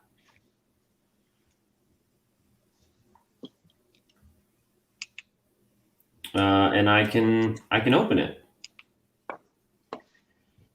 So on your ledger, there's a plus sign in the middle of the device. You don't have to look at it right now, Jeremy. But for anybody who's watching, there's going to be a plus sign in the middle of your of the screen, and it says add app, install app. Which is weird because if you click into it, it just tells you to use Ledger Live to do it. So I don't even know why there's a plus sign over there. This is the name that you should give to your wallet. So if you, Jeremy, you may say like Vault. So you would just say Vault if you want to give that the name Vault. But this is the or Ethereum. I can change it, right? Yep. But this is going to be an Ethereum wallet. It's going to be an Ethereum app. So yeah. So okay, great. Done. Account added successfully. I hit done.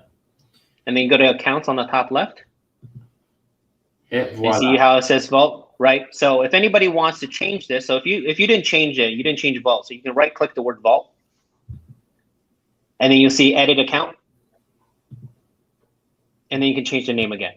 You don't have to click into advanced. It's just, you don't need that. So you can say ETH Vault, like if anybody got their, you can name it whatever, but it's a good habit to have to name it something that means something. So when you look at it, it doesn't just say Wallet 1 or Ledger 1 or Ledger 2. Try and so Jeremy, this is a good time to point out, if you give it ETH Vault, when you connect later on to Metamask, you'll have to rename it as well in Metamask, because when you connect it, it will just say Ledger 2 or Ledger 1. So you need to take the extra step of naming it, giving it a name here in Ledger Live app, and then you're going to need to give it a same name in MetaMask so that you know for sure that you're referencing the same wallet. You don't ever want to mix it up and then send ETH or NFTs or waste gas sending it to the wrong wallet and not knowing where it went.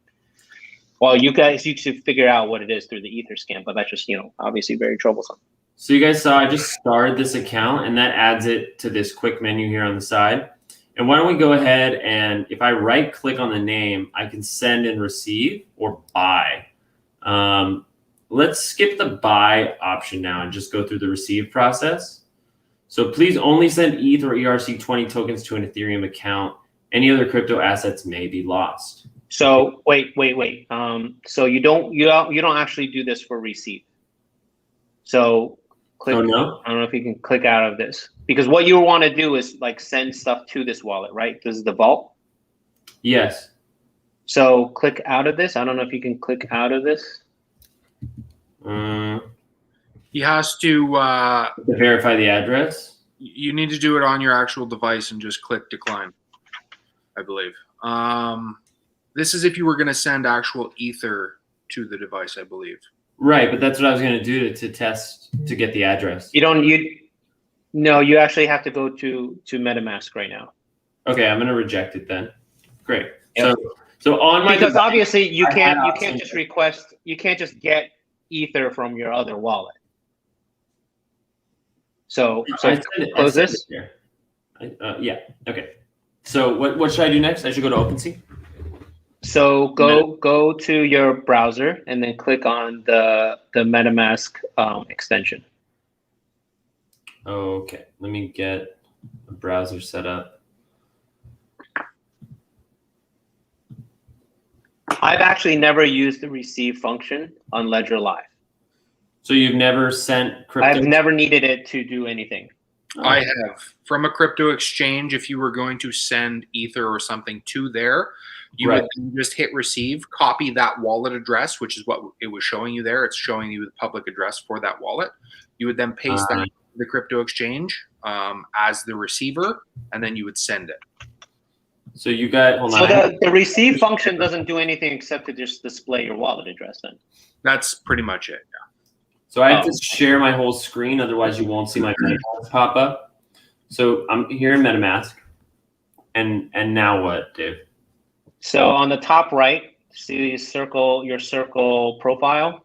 When you click onto MetaMask, click on that, and you're going to say connect hardware wallet on the bottom, right there. And then before you click on Ledger, make sure that your Ledger, and this is something it's going to be a habit, you need to be in the Ethereum application. You actually have to close down. Ledger Live, because if you have Ledger Live open, it won't let you stay in the Ethereum app. So you can close this. You don't need that anymore. Okay. And then you say continue. So you selected Ledger because you have a Ledger, and then click continue. And it'll look for your Ledger. And this is where the hiccups are very, very plentiful. Many people cannot get this to connect. And there are a lot of workarounds, and there are a lot of things, but that's where it depends on your system, on your operating system, on how new your computer is, and whether or not your USB port is working. Yeah, and I'm also on a Chrome browser right now. So there it is. Internal JSON error. So okay, so this is where the workaround is. This is a good time to say that Chrome and Brave, because Brave is based on Chromium, is like basically the skeleton of Chrome. They have the newest update causes this issue. This is the thing that I actually had problems with yesterday. So if you go back to MetaMask, so if you click on MetaMask, and then go to, click on MetaMask, and then click the I think it's the circle profile pic. Go to settings on the bottom. Very bottom, Go to advanced, click in advanced. And click all the way down, scroll all the way down. Keep going. Use Ledger Live, click on, and it'll open Ledger Live. Give it a second. It'll open Ledger Live. Let it run.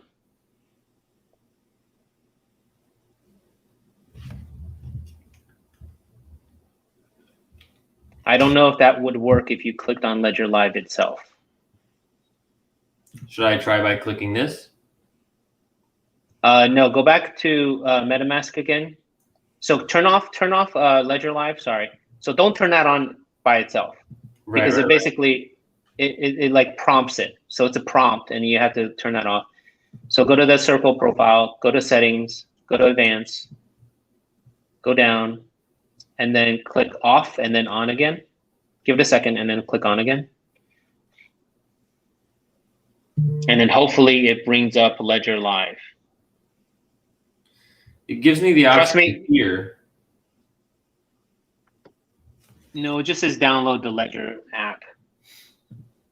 But I wonder if I click it, will it? No, just bring you to Ledger. Like just tells you to bring, yeah. So let's try the continue. Let's just try it. This is what I got caught up, like open Ledger Live. So look, metamask.github.io. So like check this down to the letter. Like even though we went through MetaMask, we got the prompt through MetaMask, there should be a MetaMask asking me, just like check where you're at, you know, like make sure this isn't. You don't have to check the box. I think you just say open Ledger Live. So this is the prompt. Yesterday, I was stuck on this for like 2 hours because I could not get it to prompt. And that's why I didn't want you to open Ledger Live. You need it to prompt. Give it a second. Sometimes it just takes a few seconds for it to it'll ask you if you want to use a WebSocket, turn on the WebSocket. Okay. We're waiting. I know, this is the really tough part. So maybe you can go back to the browser again, see if it does anything. It's looking, what does it say on the bottom? Okay, no. Sharing my screen with StreamYard. Can you look on your Ledger? See what it says on your Ledger? It just says application is ready. Right. Okay.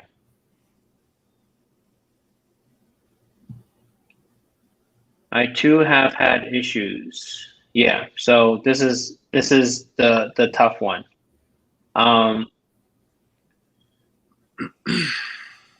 So we might have to quit the connect wallet prompt. So wait. Oh, don't worry about that one. That's just the announcement. I know it freaks people out. So go to MetaMask again. Should I close Ledger Live? Yeah, you should close it. And then just refresh this page, or close it, however you want to do it. Yeah, I would close it. Just close it. And you have to start over. So go to MetaMask, and then go to settings, and then go to advanced, go all the way down, turn that off. And I would, at this point, unfortunately, the way it worked for me is to log out of MetaMask and log back in. Yeah. Yep. All right. For my safety, I'm going to just remove that real quick. If anybody has issues like this, don't worry, it's not just you. This happens all the time, and it's part of the very frustrating part of setting it up. These hiccups. So now I'm going to go through. I'm going to go through the process again, up to my Circle profile, and just as a side note, you can see I have multiple accounts here.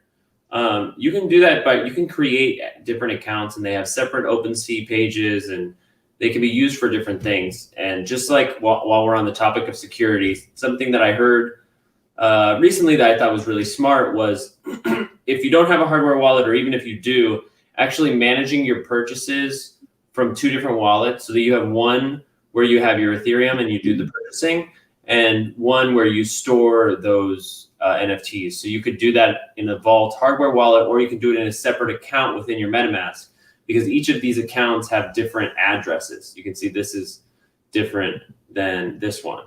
I have a separate account here so that I can use it for my my projects, so that the tokens I mint don't clutter my public wallet. And then I made a third one recently for the Gifted Gopher giveaway, which some people know. The person who created the Gifted Gopher giveaway had some personal things come up and came to me and said, "You're the only person that I can trust to actually do this giveaway right." And so this is the address, this is the account that the Gifted Gopher giveaway is run through. Just FYI, more things to know about your MetaMask. So I will point out though, Jeremy, that all of those wallets share the same seed phrase. They do. So yes. They have. So if your seed phrase is compromised, that does not help you. They have access to all 3.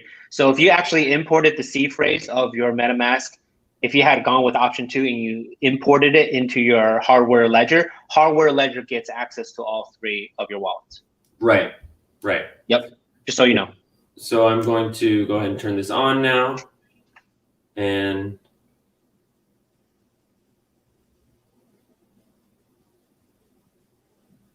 yep. And see if it prompts it.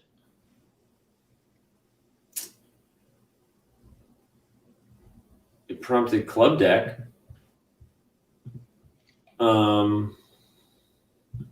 Do you have MetaMask installed in any other browser? No. Like you have Chrome and Brave on. So do you have MetaMask in any of those? What are you? You're on Chrome right now. Do you have MetaMask on your Brave? I don't think so. No. Okay. Because that also causes issues. If you have MetaMask on 2 different browsers, it causes the communication issues. I don't think I have it on Brave.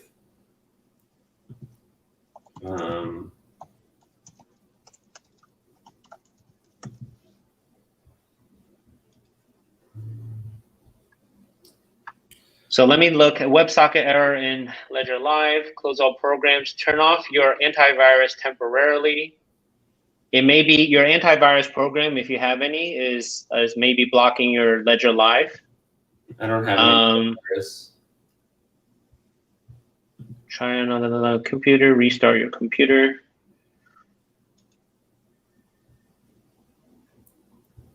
Okay. So unfortunately, these are just things that like needs to be resolved, and it takes time to do it. And this is why setups are so long. Yeah, so I'm going to turn it on again. You may close. I guess you would lose your StreamYard if you shut down your browser. If you turn off all your and restarted your computer, then you would lose it. We won't lose the stream. You'll just lose me from the stream. So I can. Okay, so maybe it may be worthwhile for you to go and then restart your computer and then come back in. Okay, I'll do that. Let me. I'm gonna text myself a link so I can join on my phone. Because there's so many things that in just my setup, like I did not know that one thing was blocking another thing from working. So it could be your antivirus. It could be FYI, if you have MetaMask as a plugin for 2 different browsers, that causes a connection issue. There are a myriad of things that can cause connection issues. So the important thing is if you're trying to set up your Ledger with your MetaMask and you get that error, you want to make sure that you go to the advanced, go to the settings, go to advanced, and then click on Ledger Live, and then you have to wait for the prompt. Got it. So it hasn't prompted. Before I leave, I'm going to I'm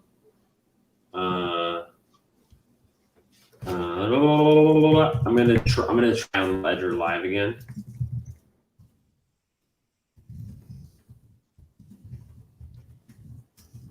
The way I did it yesterday was actually I uninstalled MetaMask. You uninstalled? I uninstalled MetaMask and I put in the seed phrase to import everything back in, and then I did it, and then that worked. So if you have your seed phrase with you, you can. If you have it with you, then you can just delete your MetaMask. You have the seed phrase to your main MetaMask wallet, right? I'm sure you do. Yeah, it would take me a minute to get it, but yes. Yeah, so you can reinstall that and then do it that way. That worked for me yesterday. Okay, I'm gonna try. I'm gonna go ahead and leave. You guys entertain the folks. I'll be.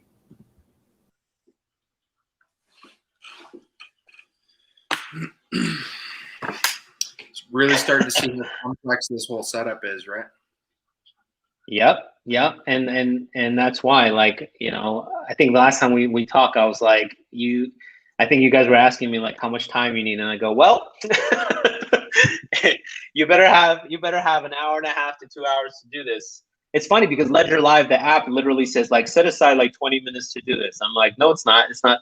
But that drives home the point where Ledger is only responsible for helping you set up the ledger.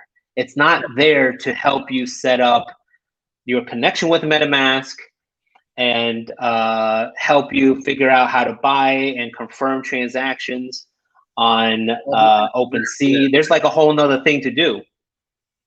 But even in saying that, like, you don't necessarily need to connect MetaMask. Like, I had Ledger prior to ever owning a MetaMask wallet, and I used my Ledger just to store crypto. And if you're only setting up a Ledger just to transfer over some crypto from a crypto exchange, yeah, sure, it's going to take 20 minutes, a half an hour. But once you're trying to integrate other wallets into this wallet and have them function properly with one another, it's going to add a lot of problems. So, fortunately enough, when you and I did mine, I already had the Ledger all set up, and I had already kind of toyed around with it. And luckily enough, I already created the bridge from MetaMask to Ledger in the correct way originally. So yeah, that definitely sped up the process. Yeah, for sure. Let me see. I clicked it 22. Don't normalize using a C phrase, so you never type it into a keyboard ever. Is one of the main safety aspects of the hardware wallet because you never type it into a computer. Yeah, this is. I wish we didn't have to put it in, but it is part of. I don't want to say it's 100%. Like, I'm not 100% sure, but these hiccups with setting up the hardware wallet puts a lot of people in a difficult place of like having to do that, right? So one of the things that I set up my wallets like a month and a half, 2 months ago. And I was lucky enough that it was prior to some of the updates that were happening in my browser and some of the updates that were happening in Ledger. So I had a relatively smooth process setting it up, and I was able to do it in like an hour and a half, including like, going through the OpenSea and making sure like that everything worked, and I transferred NFTs over. So like about an hour and a half. So in my own, I have, for anybody who doesn't know, on my Instagram, I have a project called the Skunkworks Academy, where I have 18 people, including myself, who are going through the process of setting up a MetaMask, getting a hardware ledger, setting up the hardware ledger, minting, creating art, and then listing it for sale on OpenSea. And all these issues have popped up, and literally every single person has a different scenario. One person had a computer that was too old and had faulty signal, like faulty USB module. That person then will need to go and purchase a new computer for a few $100. But then the issue with the Ledger is that the Ledger can be faulty, and which has been documented on Reddit as well, that you can receive a faulty device, which means you need to actually submit for a replacement ledger from Ledger, and they'll send you a new ledger. But then what do you do with your old ledger, because maybe you were able to import your seed phrase and things like that? You don't want that to be sent back, but Ledger asks you to send back your ledger, which I think is like bad, but I guess they want to do it so you're not scamming them. So one of the options is to actually destroy your ledger to send it back to Ledger. But then you're like, okay, you're asking for the average consumer to understand what it means to destroy an electronic device. You literally need to grind it up into like little pieces so that somebody cannot put like the board. You cannot just hit it with a hammer and think that that's okay, because the board inside could still be fine and somebody can connect it and get all your access. Just access because to the your screen on the front doesn't work for you doesn't mean that everything inside doesn't still work. Yeah, and so yeah, it's a very, very difficult setup. There was someone who lost in the group who literally I helped them set up their hardware wallet. And luckily, very, very luckily, they transferred their V friend into it that same day. 2 days later, everything else in the original wallet was stolen not because they actually gave out their seed phrase, but sometime before that, their MetaMask was compromised. If the person never gave away the seed phrase or never typed in the seed phrase, then whatever that compromise was happening was something that was been unbeknownst to them. Maybe they logged into one of these fake websites that gives you and generates a fake seed phrase that you set it up and you think it's like an actual, like it's a fake, I forget the term for it. It duplicates like an actual website. It spits out a seed phrase that they already have, and then you set it up with that seed phrase. And then you think you have a new ledger or a new MetaMask, and they just sit on it. They sit on your wallet for a while until you just feed it in with new assets. And then they wait maybe 3 months, 4 months, and they see your wallet populating with new ETH and then or NFTs, and then they wait for that moment to take it away. So it was just very, very lucky for that person to have transferred the VFriend, the most expensive asset that they had in the wallet, 2 days before their wallet was hacked. So for the average consumer, and I would say 90% of the people who are in like the NFT space are just coming from an average consumer like kind of background and like experience and things like that, which is nothing wrong with that. What I'm just saying, there's a huge knowledge gap and experience gap in terms of average consumer operating and playing in the NFT industry that I think are way above and beyond normal like consumer understanding and behavior. And so what I'm trying to, I don't know how to, because I'm just one person and, obviously just 3 of us here. We're just trying to do our best to help people who are in our immediate circle of social media and followers and things like that. But you're talking about potential hundreds of thousands, millions of people down the road who are going to jump into the NFT space, and they don't necessarily have that knowledge. Like what we're doing here, there's no way we can troubleshoot more than like 100 people on our own. Like that would take up the rest of our year, right? We're just sitting so it's wallet, and it's taken almost 2 hours. Yeah, it's crazy. It's really crazy. By the way, I'm sorry. Please, I think I figured it out. By the way, but please finish what you were saying. But yeah, they have there are all these new ways because NFT and crypto is such a lucrative amount of money. It's a lucrative amount of money that it is just easy. It's easy and it incentivizes scams, and it makes people like anybody who's a scammer, like why would you try to go hit a bank, even if you're doing it online digitally? Just do crypto.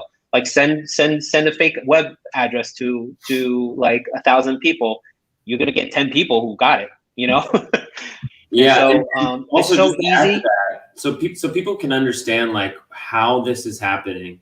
Is there are scammers, they're real people who are creating bots that buying bots. That what? Or buying bots, like the scammer buying bots into the actual VFriends Discord. He laid it out like it's 8 cents for him to buy a bot in crypto, so that he can't even be tracked back to the purchase of said bot for 8 cents. And the bot is basically like a direct message bomb. So as soon as it gets into the Discord, it immediately DMs however many people in that Discord server. So even if you catch it, like, because we get notifications when something like VFriends bot joins, it's not just one. There's like 20 VFriends bots, and the mods are immediately trying to delete them.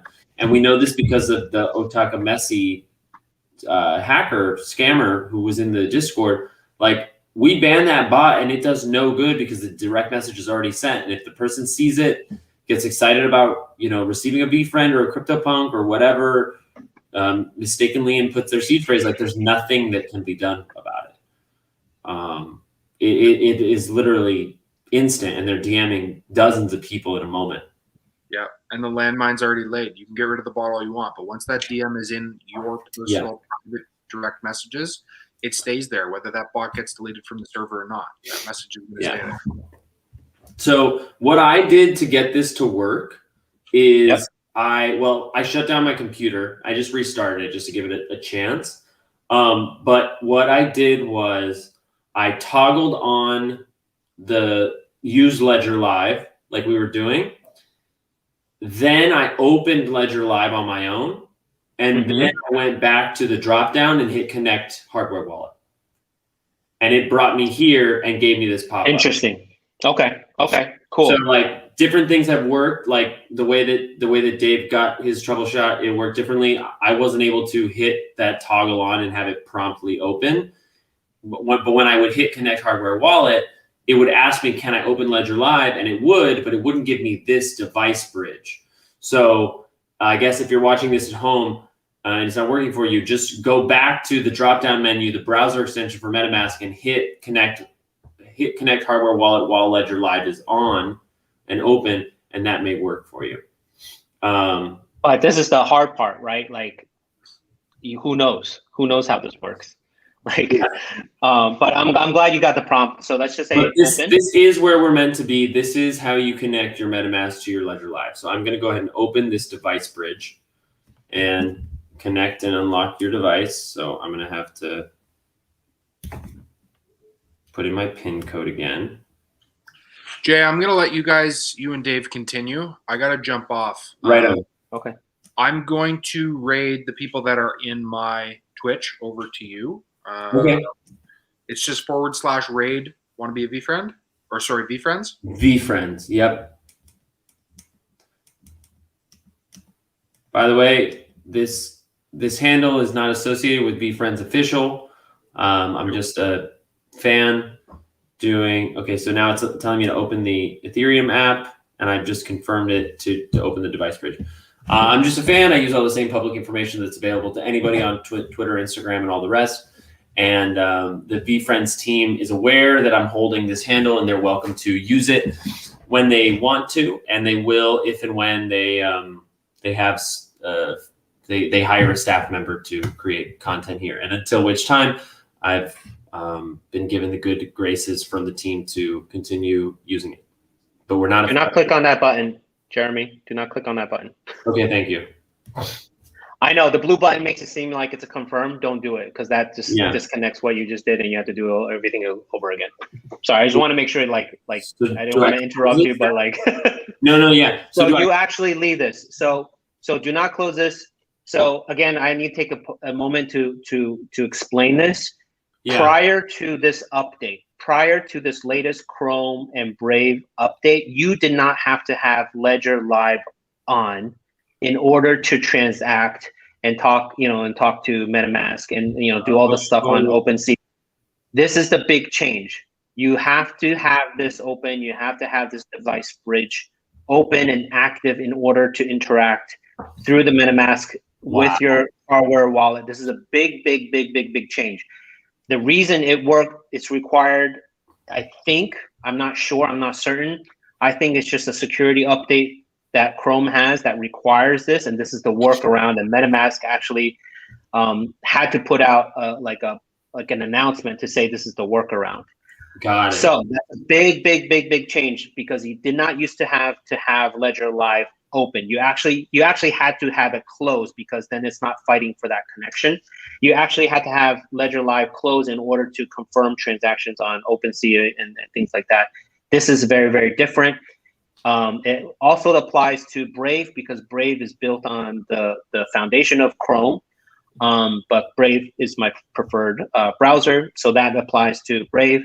Firefox is the only other browser that still has a MetaMask plugin that does not require this. So if you use Firefox, you will not see the screen that's in front of you. That's the Websocket connection. You do not have to go through this process.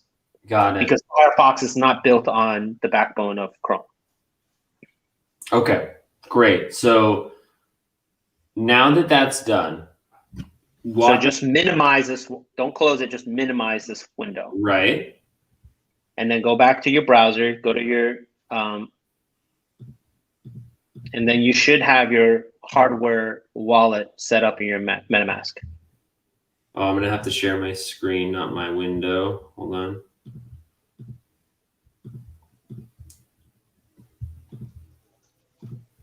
So now, if I go to my accounts, you should connect. I guess you connect again. Oh, because you just established the connection. There it is. So you have the first one. So again, we're going to take a moment to explain this because this like confused the hell out of me. Yeah. Your ledger. Yeah, confuses your everybody. hardware. It confuses everybody. Your hardware ledger has infinite, like almost infinite number. Like you can click next, see the previous and next. You can click that forever and ever and ever, and it'll just keep spitting out new ones. So don't keep doing it. Just go back to previous. Go to the first one. Right. You can go. I tried it. I literally saw like over 100 wallets. Wow. What I think it does is that it's pulling either wallet addresses that are available, or these are somehow self-generated. I'm not sure the technology behind it. All I know is the one that you set up in your Ledger Live. So if you go to Ledger Live again, oh sorry, you can't go to Ledger Live right now. You can't use it. So this is the brain twist.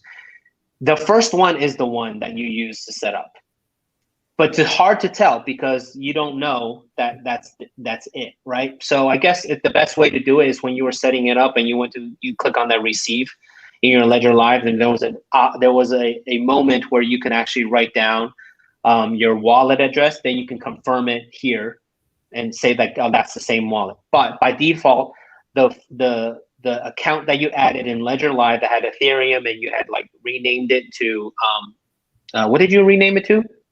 ETH Vault. Yeah, ETH Vault. That wallet is the first one that's shown on this list. You can ignore everything else. Do not click any of the other ones. Right, but you can import multiple accounts from your Ledger. Yeah, but they're just empty wallets. Yeah. Right. So in the same way, you can create infinite number of wallets or accounts in your MetaMask. This is what it's doing. So see how it says Ledger 1? Click on the triple dots, account details, and click on the pencil on top, and then put in ETH Vault. This is an important part of doing setup so that you understand that that's what you're doing. So now if I go to my profile, you're talking about the same wallet. I mean, sorry. Yes. You'll see I have the same wallets I did on my MetaMask before, but now I have a hardware wallet as well. Right. And this is another thing I have to point out. So you can click on the circle profile again. And I'm explaining this because a lot of people don't understand this. When you connect and add a hardware wallet, that does not secure any other accounts that you currently have in your MetaMask. Right. I need to say that to explain to people. It is not a security device that takes over your other MetaMask.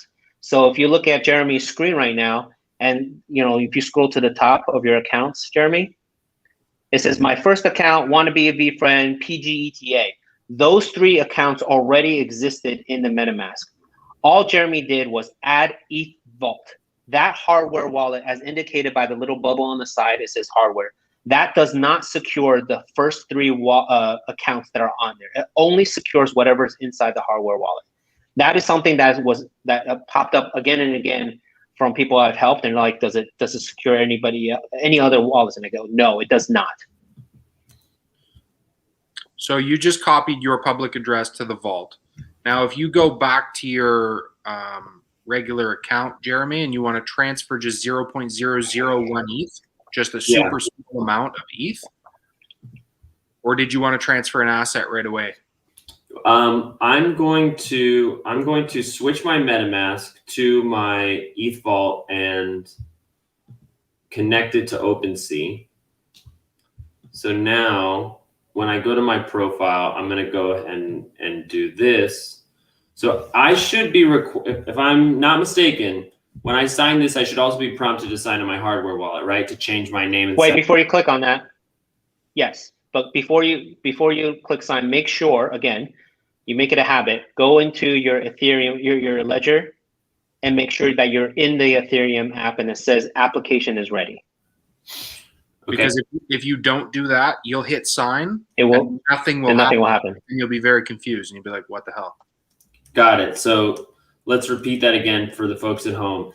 If you haven't already entered your PIN, You've entered your private key. Your Ledger hardware wallet is open. You should be. I am. So here's my question. I was in that Ether app, like it wasn't the homepage. So like right. So you'll be fine. But so, if you were sitting, like if there's like a 10-minute screensaver setting, you can change it to like 1 minute, 2 minute, 5 minute, whatever. I think it's default by 10 minutes. If after 10 minutes you haven't touched it, you're on screensaver, and then you click sign, nothing will actually happen. So you can say open Ledger Live. I hit sign on OpenSea, and now it's wanting to open. Yes, you say open. Don't click disconnect. you just have to minimize it. You're right. Now my hardware wallet says sign message, so I hit the right button to see the message. Right, until you see confirm. And I can sign the message by hitting both. Yes. Yep. So I'm doing that now. See how the OpenSea updated? It's a different tab. Here it is. So I can do ETH Vault. ETH Vault, yeah. Keep it consistent. Of course, it's not available. Use Wannabe Vault and then switch the other two. Also not available. Wow.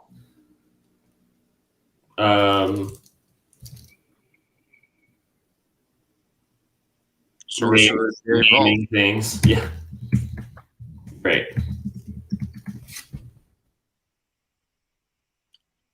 Oh. You got to put dashes, no spaces. Oh, that's why. So you can do like Wannabe Vault just with like a dash or no spaces. There you go. Great. Can one email be associated with multiple? Yes, I believe so. Yeah. That's just for any notifications of like sales and bids and things and offers. Yeah. Yes, if you look at my unread messages, it's disgusting. I'm not up on email. I don't see it. It may come through as promotions or social. Yeah, it might be in your. It made it. No. There it is. There it is. Great. Back to OpenSea. Back to OpenSea. Apes of space. So many things. So now I've got the Wannabe Vault. So I'm going to go ahead and copy this address. Go ahead. Go ahead, Dave. Just you don't have to do this right now, but you do want to go back to your Ledger Live and your MetaMask and like rename it to be Wannabe Vault. Right. But you can't do it now because you can't go into Ledger Live. Yeah, what I want to do is switch my MetaMask back to your first account and then send a test amount of ETH. I'm going to send a Flame of Purpose. Okay. There you go. That's even better. Then you're sending your actual NFT. And it's also free. Yeah. So I'm going to sign this. I don't have to sign this on my hardware wallet because my hardware wallet doesn't make my previous wallet secured through hardware. Had I done option A, right? Or which is the import? Option A or B? I forgot already. You don't need to be on your ledger to send things to it, but if you want to send this back out of it, you will. Exactly. So had I done the option B and used my existing 12-word seed phrase to connect it and import it into this hardware wallet, I would have had to hardware sign for this. But because I set it up as a new account, it's not necessary. But like Eric said, if I want to send this back to myself, which I suppose I could do just for example purposes, I would have to do so. You should, just so people can actually see that process. Yeah. So, and you can see this was, I copied my address. I've now sent it to Goji Bear bought NFT today. Thanks, Goji Bear. So Wannabe Vault and voila, there it is. Yep. I'm going to take a moment because this question comes up a lot. You also cannot see your NFTs in your Ledger Live app. Ledger Live does Right. not display your NFTs, just like MetaMask doesn't display all of the new OpenSea NFTs. So don't freak out if you don't see your NFTs. It only displays your ETH or your crypto inside the Ledger Live app. Anytime, just make it a habit to check for your NFTs on OpenSea. Right. Now, I think Ledger might actually be working on integrating the NFT. Well, I think MetaMask is. I would love it for it to happen. I heard something that MetaMask was going to try to have 1155s visible in the app. In Q4 of this year. By Q4, yeah. Yeah. So, so here's where like a really big decision comes, and also a bit of a time suck and a money suck, because these were free and easy to send because I minted them on Polygon. But if I want to send my Heart Trooper, for example, it's on Ethereum. So for every like this Pixel Vault Founders DAO token, this is a great one. This is one I know I have no reason to ever sell. I'm going to just be holding on to this forever and ever. So if I go to transfer this, you need gas. I don't know why it's weird there, but there's nothing wrong. When it's valuable stuff, even though I copy pasted this, it doesn't hurt to go back and just check OXC 763, it matches. Great. And now I'm going to get a gas transaction, and I'm going to speed this up just so that we can see it. So that's why it's also, a kind of a financial decision, because if you're trying to set up as a fully new wallet and you want to transfer everything over, it becomes really, really expensive, because if you have 20, 30, 40 NFTs and you're paying like $15-20 each for each one, that's really, really expensive. Mm-hmm. So that's why there was like that hybrid where you keep your current MetaMask and then you send only your most valuable ones to the other one, but then with the big asterisk of you did not secure your current MetaMask, and you just want to be, very, very cognizant of that risk factor. Yeah, definitely. I was just while I was on this screen, I was trying to. I like to have my screen like this to be able to see everything that's going on, but obviously that's kind of a different look now. So, but I guess this can be kind of helpful. So you see, when I'm streaming, I have StreamYard here so that I can see the guests and if anybody comes on. I have Twitch here so I can see like if somebody's asking me to sing or do whatever. I've got Ledger Live open because I'm doing these transactions, and this is transferring. So, you can always view on Etherscan. The Ethereum network is not as fast as the Polygon network. So this is really stressful. I actually had an encounter today. Someone in the Discord was like, I'm setting up my Ledger for the first time. Can any mods help me? And I messaged them, and they did everything right. They went through the steps.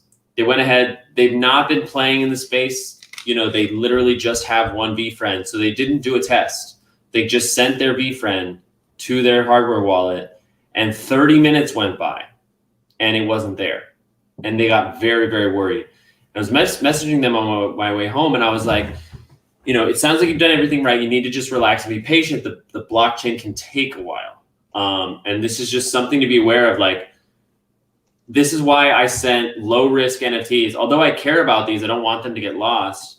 Like, I'd rather lose out on sending this to a wrong address than sending this DAO token or a vFriend or, even Max's stuff. Like Dave, I haven't told you this, but like, I don't plan on selling your NFTs anytime in the near future. I'm planning on actually putting basically anything I have from your collections in my vault because, I guess there is demand, but like, I invested in you because I believe you're going to be doing this for a long time. I'm excited for Max's first jump to be worth over 1 Ethereum one day and make some crazy fucking profits on that. But like even then, will I even be selling it? Like I feel like having your tokens once you've like ascended into being one of like the greatest NFT artists of a generation, they'll just be cloud for my wallet. Yeah, I'm hyping you up, but you know it's true. Thank you. But all that to say, the Ethereum blockchain isn't instantaneous, and it will take time. And like you going to your browser on OpenSea and refreshing like this is not making it go any faster. You're better off just having the Etherscan open, going like stretching, hydrating, eating something, whatever. Like you saw, I even upped the Gwei, and I don't know, gas now is, let's see, it's pretty average based on what it's been recently. I did 55 Gwei, so that's even rapid for this moment. And yet, you know, 4 minutes have gone by and it's still pending. So, yep. I hope this isn't negatively affected by what's going on in my other transaction. Because Dave, I told you, but it shouldn't be that way, right? Because I have a transaction here that I've been trying to cancel a transfer. This is like very in the weeds and a totally different topic. But I tried it might be being held up because of this. It might be. If you have anything pending and you try and do another transaction, it has to wait until the first thing is done pushing through. Well, shoot. I mean, okay, well, let me see what this email says then. because I made a mistake, basically. I mean,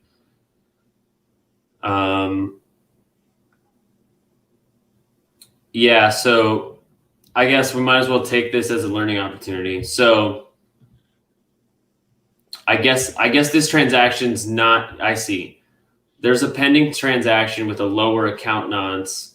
This transaction can only be executed after the confirmation. So that's exactly what you're saying. So here's the mistake I made. In my wallet, you can see I have 0.0097 ETH on Polygon. If I want to send this to Ethereum, I have to bridge to Ethereum. It opens up the wallet Matic network. And I can connect. But let me make sure am I on the right wallet? Yeah. So I can go ahead and connect. And here it is. However, you can see I have a transaction in process. What happened was I had so little ETH that when I made this withdrawal of 0.117 from like last week's sales of the NFT, which is minted on Polygon, so I received currency in ETH on Polygon or POS, I had to lower the Gwei to be able to afford it. I wasn't able to use the ETH I was sending to pay for the gas. And instead of buying more ETH or borrowing it or doing something else, I just lowered the Gwei, and it put me in a limbo that has been super frustrating because I had to go all the way down to 5 Gwei, and I kind of just assumed it would take a long time. But then 24 hours later, it hadn't completed, and there's some kind of, this process is taking too long. Your transaction might have been replaced or dropped or canceled, and do I want to retry? So I've retried this 3 times. And I've upped the gas each time, and I don't know if I'm losing that gas. I don't think I am. And now the problem is, even if you wanted to cancel the transaction, it's going to cost you gas to cancel it as well. Well, but I've tried to cancel it. So like if I try again, it asks me to like do gas, and I've done that I've done that twice already. So like, and if I like the transaction's still in progress here. So it's wanting me to try it again. So if I go to my MetaMask, I have an exit pending. I did this. Can you speed that up right from there? Yeah, and I did that as well. I mean, but it's 1.02 to speed it up. But you have less I have what? You don't have the. You don't even have the money for the gas to speed it up, right? Well, I do now, but I didn't when I started this.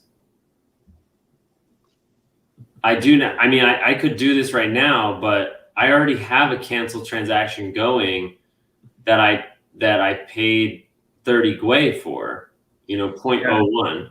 And now the problem is with that pending, everything behind it is queued. Everything is in a queue waiting for that transaction to finish. Yeah, this is good. Like, I feel like people don't know this. Like, I wasn't really aware of this, and I don't know why. I suppose the network just isn't required to take on every transaction. If you don't have high enough gas to get into a certain block, then it'll just keep passing over you until the average Gwei gets low enough. But in the current market environment, the Gwei will never get to the level that I originally set it at. This is actually exactly how I lost out on the Avastar drop, because when everybody got that failed message, and I think you even reported back that even though it said failed, you got your item. When I saw failed, I freaked out. I went to redo it, but I saw that I couldn't redo it because I already had the first transaction. So I then canceled it. If I hadn't have canceled it, I probably would have got one, even though it failed. But because I canceled it, and the cancellation gas was much, much, much, much lower than the purchasing fee for an Avastar at the time, the gas transaction, it just sat there in limbo. And I missed out on the Avastar drop because I was queued up behind the actual cancellation. And So should I go ahead and speed up this cancellation then? And just speed it? Damn, that's a lot of money. I know. I don't know, because now if it doesn't work, then what? What's the next step? I mean, I'm just gonna do it. I think you don't get charged the gas to speed up unless it actually works. Well, it doesn't always charge you that. It just means that you're willing to pay that much. So the eventual transaction will be whatever it is. That worked. It worked? Okay, cool. It worked really fast. And even better, the fact that it worked means that I should have, now I have more ETH because I was transferring out 0.11. So I did spend, I don't know why this says I still have a pending. Sometimes it takes a little while for that to update. Yeah. So, so what were you trying to do? What was the transaction that you were trying to do before this? Send ETH or? No, I was doing this. Oh, you mean not this one, but I was withdrawing from my POS wallet. Right. No, but before this, you said this was holding up something else. Were you trying to transfer a sorcerer over? No, I was transferring this DAO token. Oh, the DAO token. Oh. Which is this even happening? I don't even know if that's happening right now. I don't know. I mean, it says this transaction can be executed after confirmation of the earlier, and I believe that that's done now. Did you have your Ethereum app open on your ledger? Oh no, you don't need to because you're transferring over to it. Never mind. Yeah. I mean, this is so ironic because, this can be a very high stress circumstance where you're transferring your valuable tokens over to the ledger. And I sent my low risk tokens to know that's the right address. It's all working. It's all set up. I care so much about this DAO token. I did everything I could to get a Punks comic to burn it before the end of the window. And it happened, which is great. But now I'm like, well, is this NFT in limbo? What's going to happen? I mean, it's still showing. What if you click on view transaction back on that window? It's this transaction. What? Open your Metamask. Can you refresh this? Do you still have pending things in front of the queue? I have two. So here's the transfer, and this is. I guess I just have to cancel this. Didn't you just speed this up and it successfully went through? Right, but I think I had multiple tries to speed it up. I think this is probably another one. You probably have to save this one. Yeah, you have to just do that.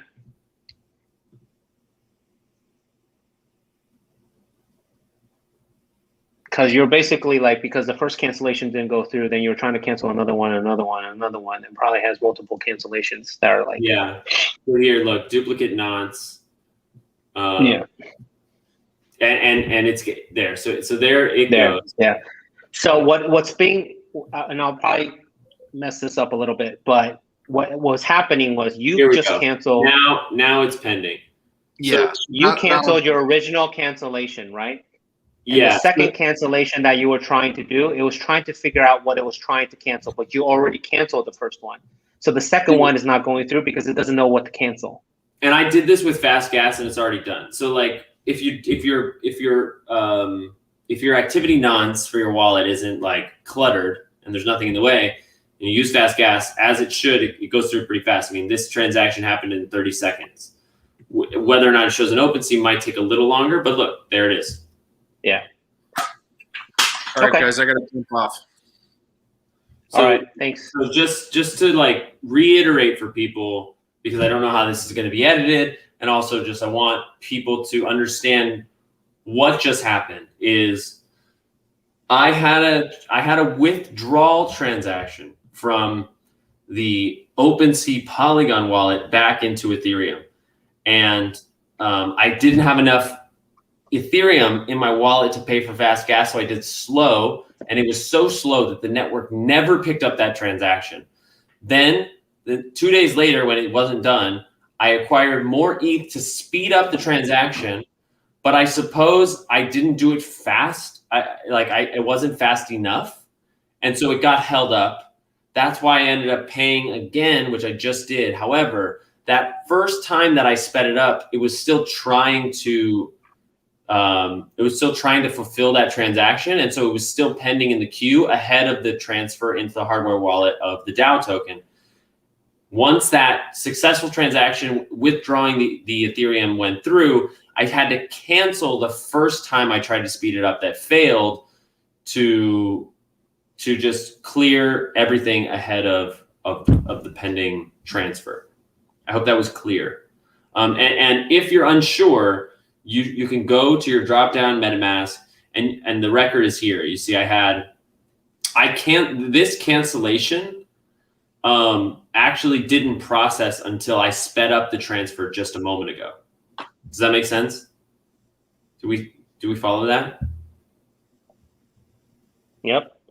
Great. And so, wow. I mean, I'm very happy to have these secured.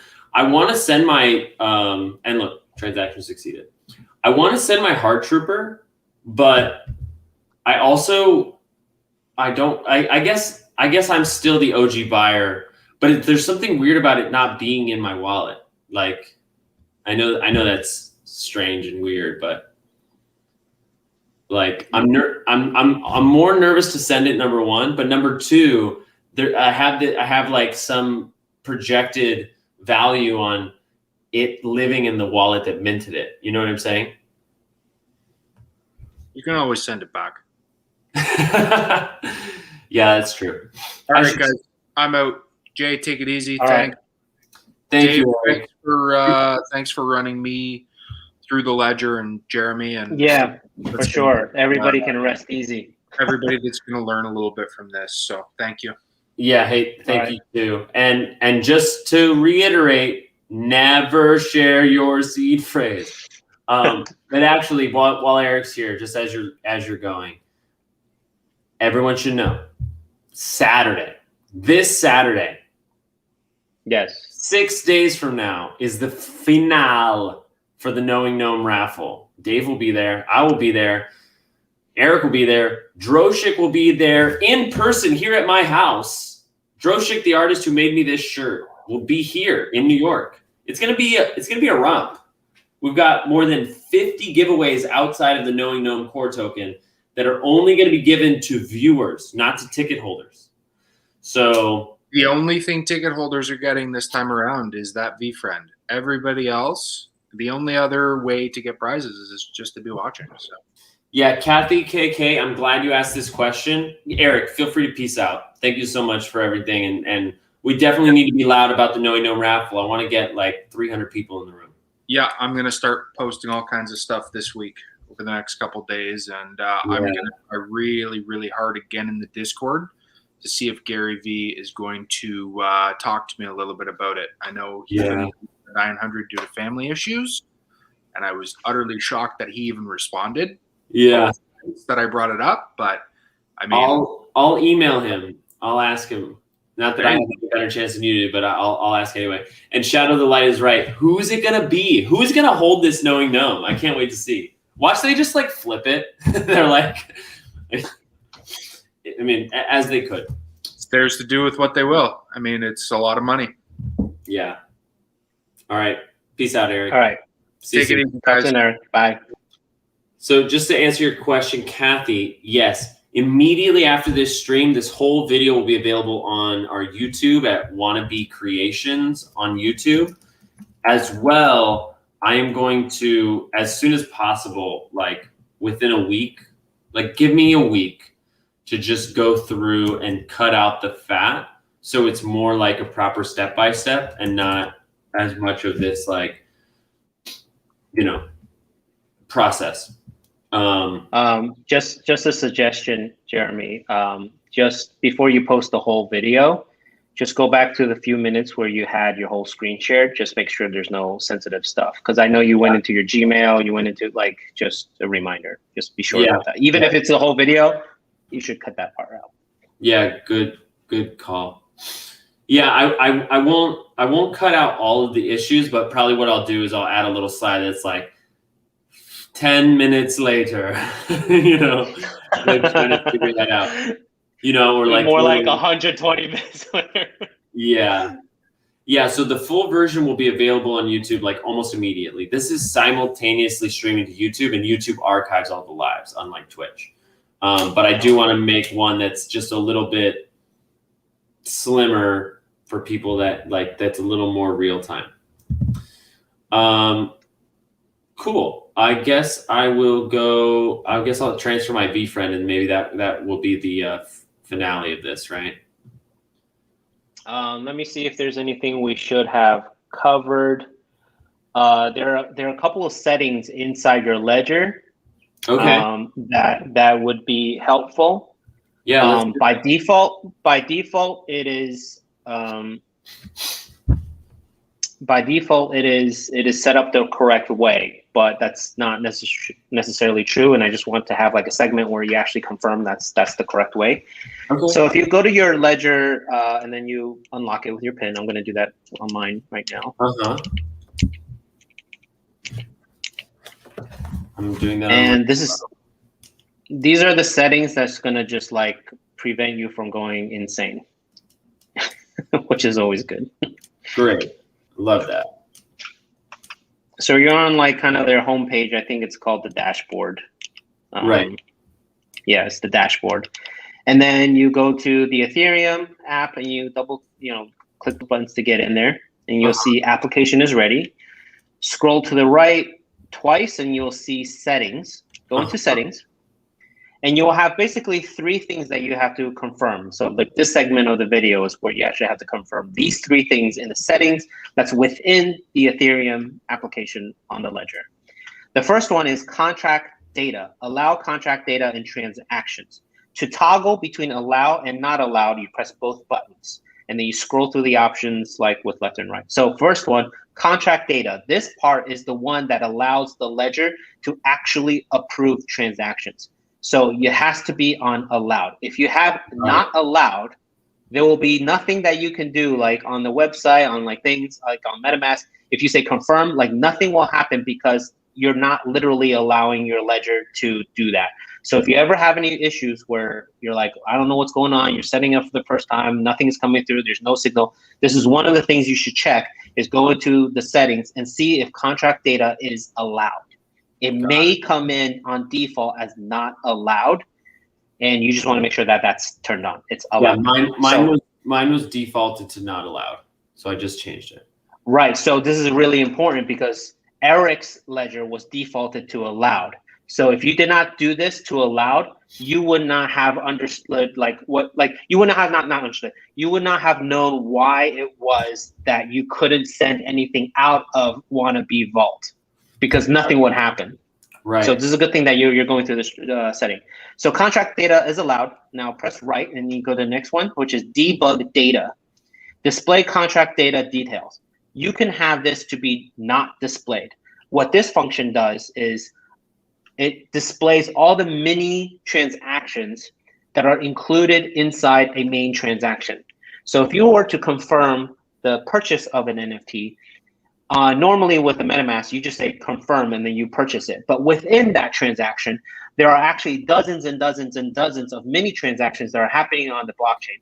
If you had this on displayed, you would actually have to manually approve every single mini transactions. For me, when I did not know that, I once had to purchase an NFT and I had to approve over 120 mini transactions. Wow. 120 transaction, and each one you have to press right, and then it says like confirm, right, confirm, right, confirm. Wow. I literally had to do that for. So do not have this on display unless you want to just like pull your hair out. So like this crazy. Anyway, so have that on not displayed. Next one, nonce. Display account nonce in transaction, also not displayed, so that it is not driving you crazy. You do not need to have those things. So Great. Just to summarize, allowed for contract data, not displayed for debug data, and then not displayed for nonce. And then once you do that, press right again, go to back, and then you can confirm that. Great. Okay. Amazing. So yeah, that it meant like picture me trying to figure that out way back when I first set it up. Yeah. It was driving me nuts. I was like, nothing is working. Yeah, I mean, I've said it before. I mean, I wish, I don't know if you're going to be doing another one of these skunk works. I know you're constantly playing and experimenting. Yeah, that's a tough one. A huge resource, and I just hope that, I mean, I'm sure it will happen naturally. You know, I'm doing it a little bit. I know Little Lachi's doing it. Road to VCon is doing it. Like, I just hope that everybody pays it forward and sort of shares the lessons, because, you know, and a lot of the stuff that you're sharing with us is also in your Max's 2 cents content series. And like, if you're not following Dave on Instagram and Twitter, I don't know what rock you've been under, but like, in addition to like building out his own universe for Max the Miata, this character that he's been working with for years, he's providing a lot of like 101 basics for crypto. So crypto and NFTs. So yeah, I just want to say, like, I'm really grateful for the Skunk Works chat thread, and like seeing everybody do their thing is so fun, but also like you put in the homework to get this work. And I think it's great that you're sharing it with everybody. And, you know, it's no secret that you're a good dude, but you know, that doesn't mean we can't thank you. So thank you. Thank you. I'm just glad, because it pains me to see people like lose their stuff. It really is. You know, because then like somebody who loses 2-3 V-friends, or even just one, right? Or even like before they got a V-friend, they lost everything else that they like spent, you know, hard-earned money on. They're not gonna want to be in the NFT space, you know. And I think I speak from my personal experience as an artist. I never made any money. I've never really made any money off of my drawings until this year, and it's become, you know, something that I feel like has the potential to be kind of like my income, like something that sustains my life. And so that's huge. I think for independent artists, or people who always wanted to be an artist, but they felt like they will never be able to make money in the art. Yes, you had to put in a lot of work. You had to put in a lot of hours. Like I just checked my screen time the other day. I put in 70 hours a week on social. And it's not because I'm just like looking at other stuff. It's 70 hours of like answering DMs and putting my own stuff. That's crazy. That's like 70 hours, but I love it. And I enjoy it a lot. And because I'm supporting, you know, anybody who's got questions and things like that. But what I'm saying is you have the potential. NFT gives you the potential to be truly an independent artist.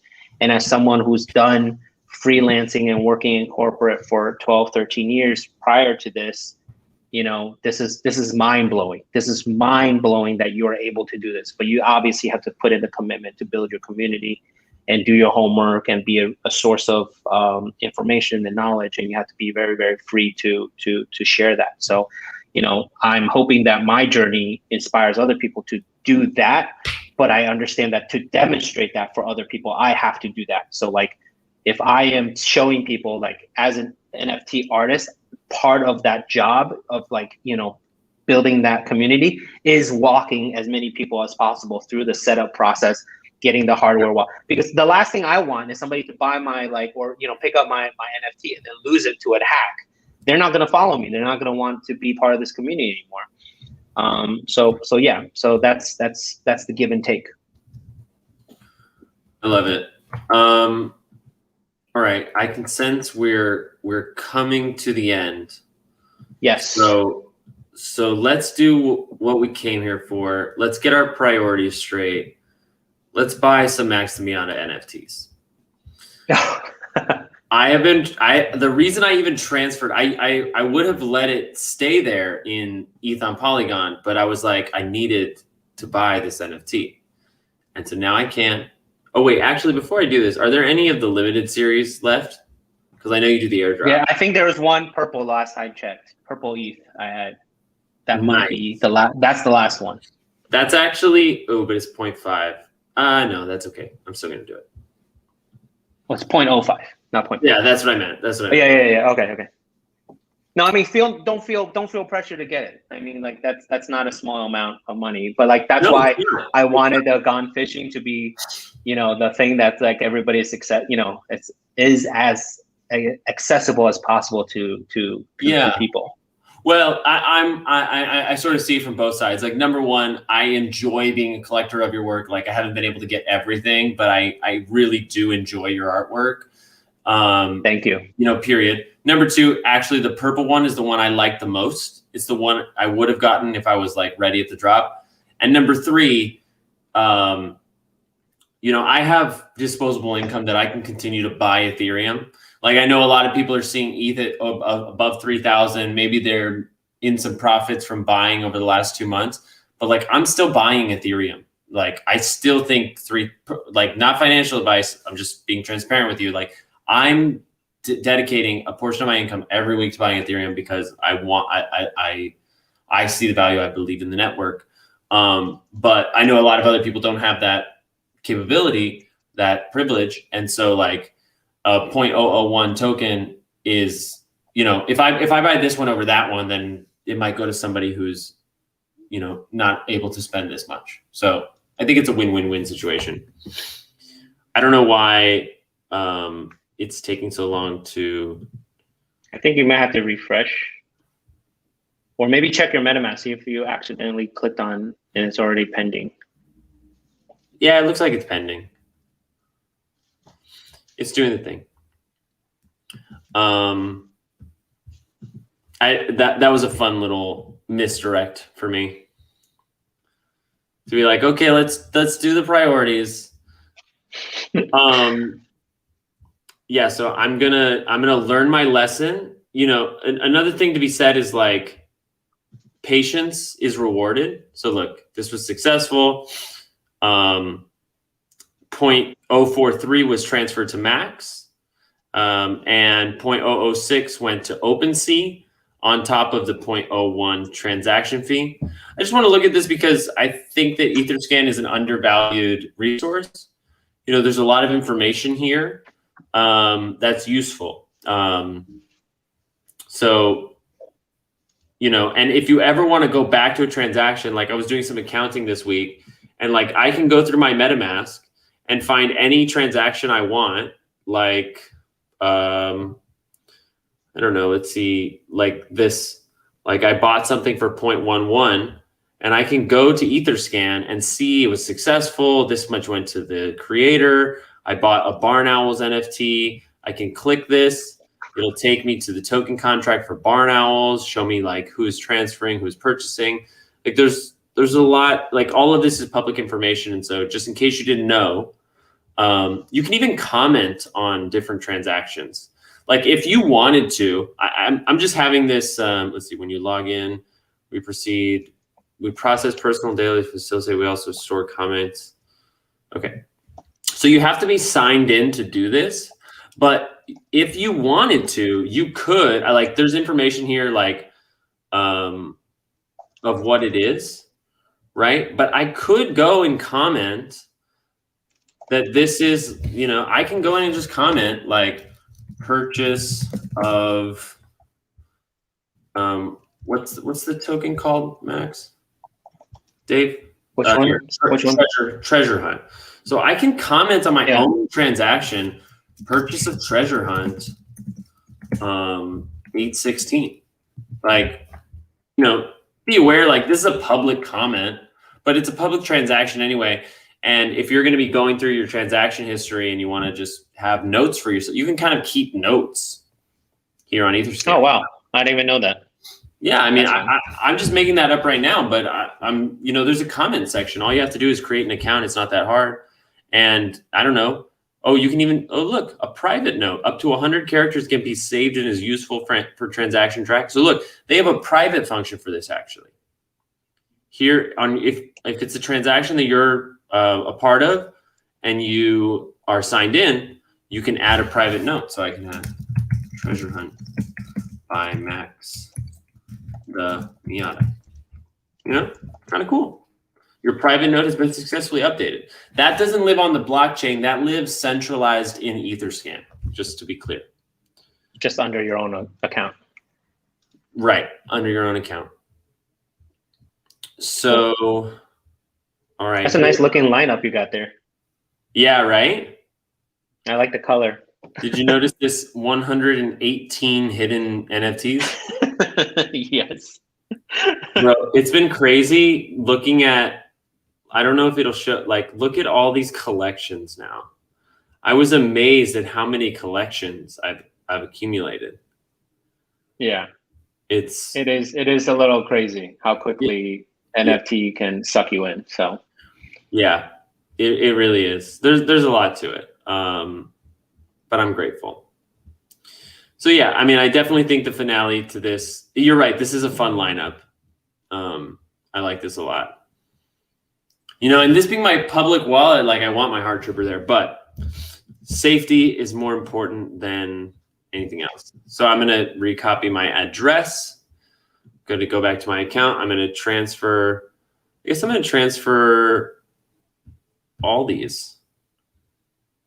Now, it might be worth your time to kind of go through your whole collection and see like what are the bigger ones, like maybe not as high as VFriends, but given the size of your collection.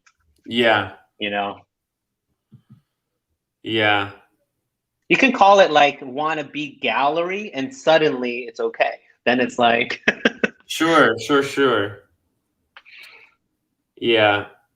Just something to know, you can bundle transfer NFTs, but you still pay gas per transaction.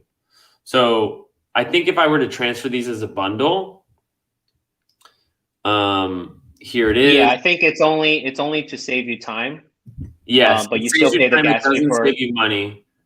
Because if I confirm this, it's going to ask me to confirm a second transaction for the next transfer. I'm going to go ahead and reject. I'm just going to do the one.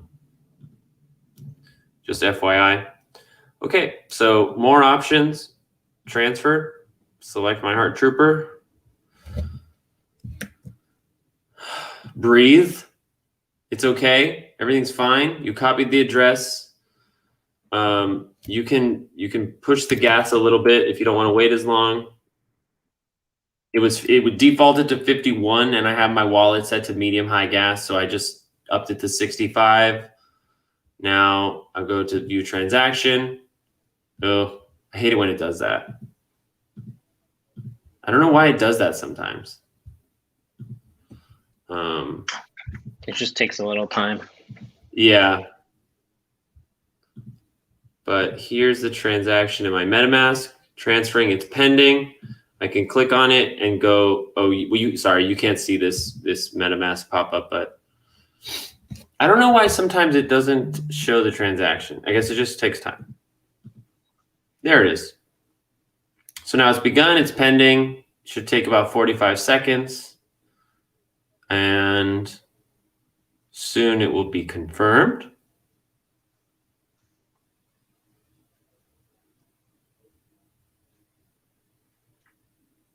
Success. There it is. Transfer of one VFriend token VFT from OXB to OXC. and it costs $20. $20 for security is like such a worthwhile investment. Like, just to in case you somehow got to the end of this video and you're like on the fence about whether or not it's worth it, you know, to buy, like I paid $120 for this ledger. It came within a week. It took me 2 hours to set up, but I could have done it in like probably an hour thankfully I had Dave's help. And I've spent like $50 to get these 2 tokens in here.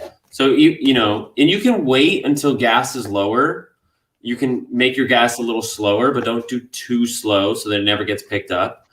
But like, you know, I have an open offer on this VFriend token for $20,000. So in the same way that like, just like, there's no need to be cute or stingy with your gas fees in this regard. Like, I know Ethereum is precious, believe me. Like I empathize. But you know, for less than $200, I'm able to know with certainty that this hardware wallet and this wallet address associated with it is 100% secure. There's no way that this Heart Trooper, which is basically my most valued possession or asset, most valuable asset, is 100% safe, and it can never be moved unless I decide to move it. So just in case there was any doubt.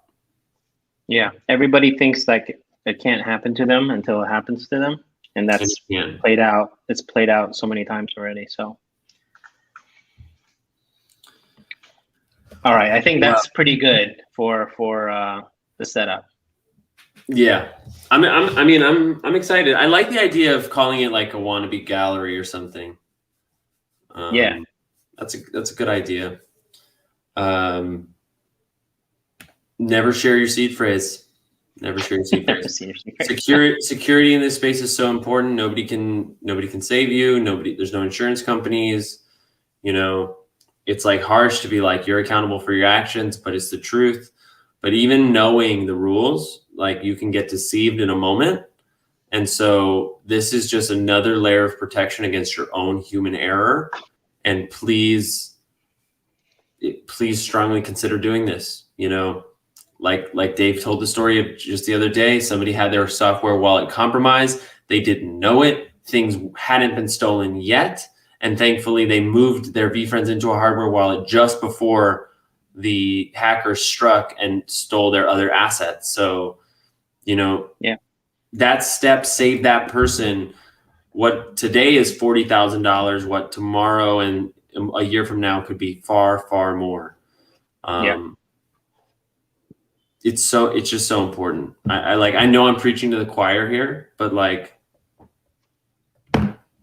make sure anyone that you invite to this space understands. Like, I know that it can be overwhelming and you don't want to like suffocate them with information when they're just trying to understand like what an NFT is or how the blockchain works. You know, some things are more important than others. Understanding that the seed phrase is a personal, private, very sensitive piece of information is one of those first priorities. And I would recommend that you introduce them to hardware wallets early. And, you know, normalize having a hardware wallet. It doesn't need to be a big deal. You might need a little help setting it up. But if you have more than $500 invested in cryptos or NFTs, you should have a hardware wallet, in my opinion. So that's my soapbox. Thanks for watching. Reach out if you have questions. We're not officially associated with Ledger. We're not customer support for Ledger. We're not endorsing Ledger even. This is just a product with a good reputation. I want to say it's easy to use, but it's a little difficult to set up. We're just trying to help the community. So like, if we can help, we will. And if not, then we'll help. We'll point you toward the right resources. Also, like, join the VFriends Discord. There's plenty of helpful people there. And otherwise, you know, follow Dave on his NFT journey. And thanks for watching. And thanks for supporting, Jeremy. Yeah. Thank you so much. All right. Been great. We'll talk soon. All right. Bye, everybody. See you later, Dave. Have a great day. You too. Bye. Well. Another show. This one felt very important. I know it was. I know it was a process. Thank you for sticking around. I won't belabor the point again. I just want to like thank. There's 10 people here, and at one point we had like 30 people here, and it just shows that this is a very important knowledge. Like I'm already seeing messages come in of like asking if this is going to be on replay. And, it's a 3-hour video now, but it's important. And I think we'll be able to chop it down into like probably closer to an hour and a half, maybe. And, this will probably be one of the most popular videos we've ever put out because it's so important. So thank you for taking the time to support the channel, watch. Thank you for putting your time and resources into your own security and safety. If you haven't set up a hardware wallet, reach out to me. I'm happy to help. There's also a referral code for a discount, I believe, or they explained it at the beginning. I actually didn't get the full story on it. I think it gives the guy who has a referral code like some like Ledger bucks and Treasure bucks, and then they're eventually going to buy hardware wallets with that and give them away to the community. So if you haven't bought one yet, reach out and I can connect you with David in the Discord so that he can build that fund. Anyway, my brain is like, how do you end this thing? Thank you. Just thank you. Thank you for watching. The chat slowed down, so I'm assuming there's no questions. And I just hope that everybody has a fantastic day. As for VFriends content, I haven't checked the Discord in a few hours. Let me just make a quick look, see if there's anything Gary's working right now.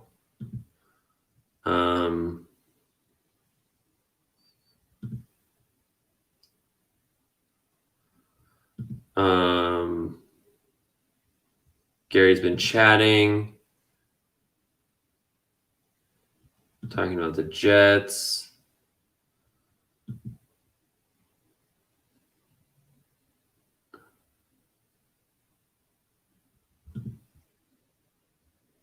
Talking about the winter's coming, ebbs and flows, crypto strikers.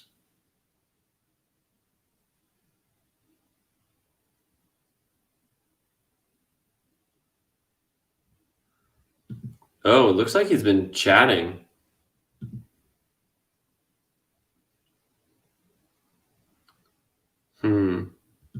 Talking about the floor. Okay. Yeah. So nothing terribly urgent, just sharing resources, chatting with the community, hop in there if you want to get into it. And I'll be back with a daily download tomorrow. What do you think? I work tomorrow, but I'll be back. I might get something in the morning. If not, I'll be back tomorrow night. And then the next day we have the super stream. So lots of fun stuff going on. Oh, actually, let me show you this. Sorry, there's always something else, isn't there? I actually do have a lot of updates, and I'm trying to figure out how to make the resources accessible so that you can go where you want to go instead of having to hear me ramble for every single update that there is. But one thing I can show you is that we've updated the website and it looks pretty cool. So here it is, and you can see that it's organized by social links and then our YAT link tree type stuff takes you back to the website. This is a survey for anyone who applied for the Sorcerer Scholarship. I want to highlight your stories on a new Instagram page I started. This I could probably take off soon. This is an NFT to just support Corso for Discord Manager. If you want to favorite this, that would be appreciated. Oh, I see a quick question. Is there anything you recommend buying with the Nano X, the OTG kit or kit? I didn't get that stuff. It comes with a cord to connect it to your computer. I think the cables that they offer you are a little longer, and I wasn't sure about the OTG kit. Dave didn't get it, so I didn't get it. He said it wasn't needed. But what I wanted to show you is here on the website, you have the podcast where I'm really doing my best to make sure anything urgent and anything recent is available. Like if you go there now, it takes you to the podcast on the website, wannabevfriend.com/podcast. And here is actually a player. So, I can hit play on this and good morning, good afternoon. And then the other resource is the calendar. So this is really cool. So we're still working on this. We've got a community calendar and a streaming calendar. But thanks to Sarah Faye in the community, she's created a calendar form that she's transmuting into this community calendar. So every week, and I haven't done this yet, but every week on Sunday, there'll be a deadline, and and anybody who has an event can add to it. She'll create this calendar, and then I'll go through and add all these events to the community calendar, which you can find here at wannabevfriend.com/calendar. I really think this will be helpful for people who want to stay on the pulse and just see what's going on that week. And then I have other resources that I'm planning to bring to everybody that I hope will be useful. So just wanted you to know that wannabevfriend.com is improving, and there are some resources there for you should you like to use them. Okay, pushing 3 hours. Let's sign off. Ledger tutorial. Can we get this not overexposed?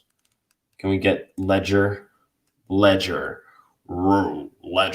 Okay. That was fun.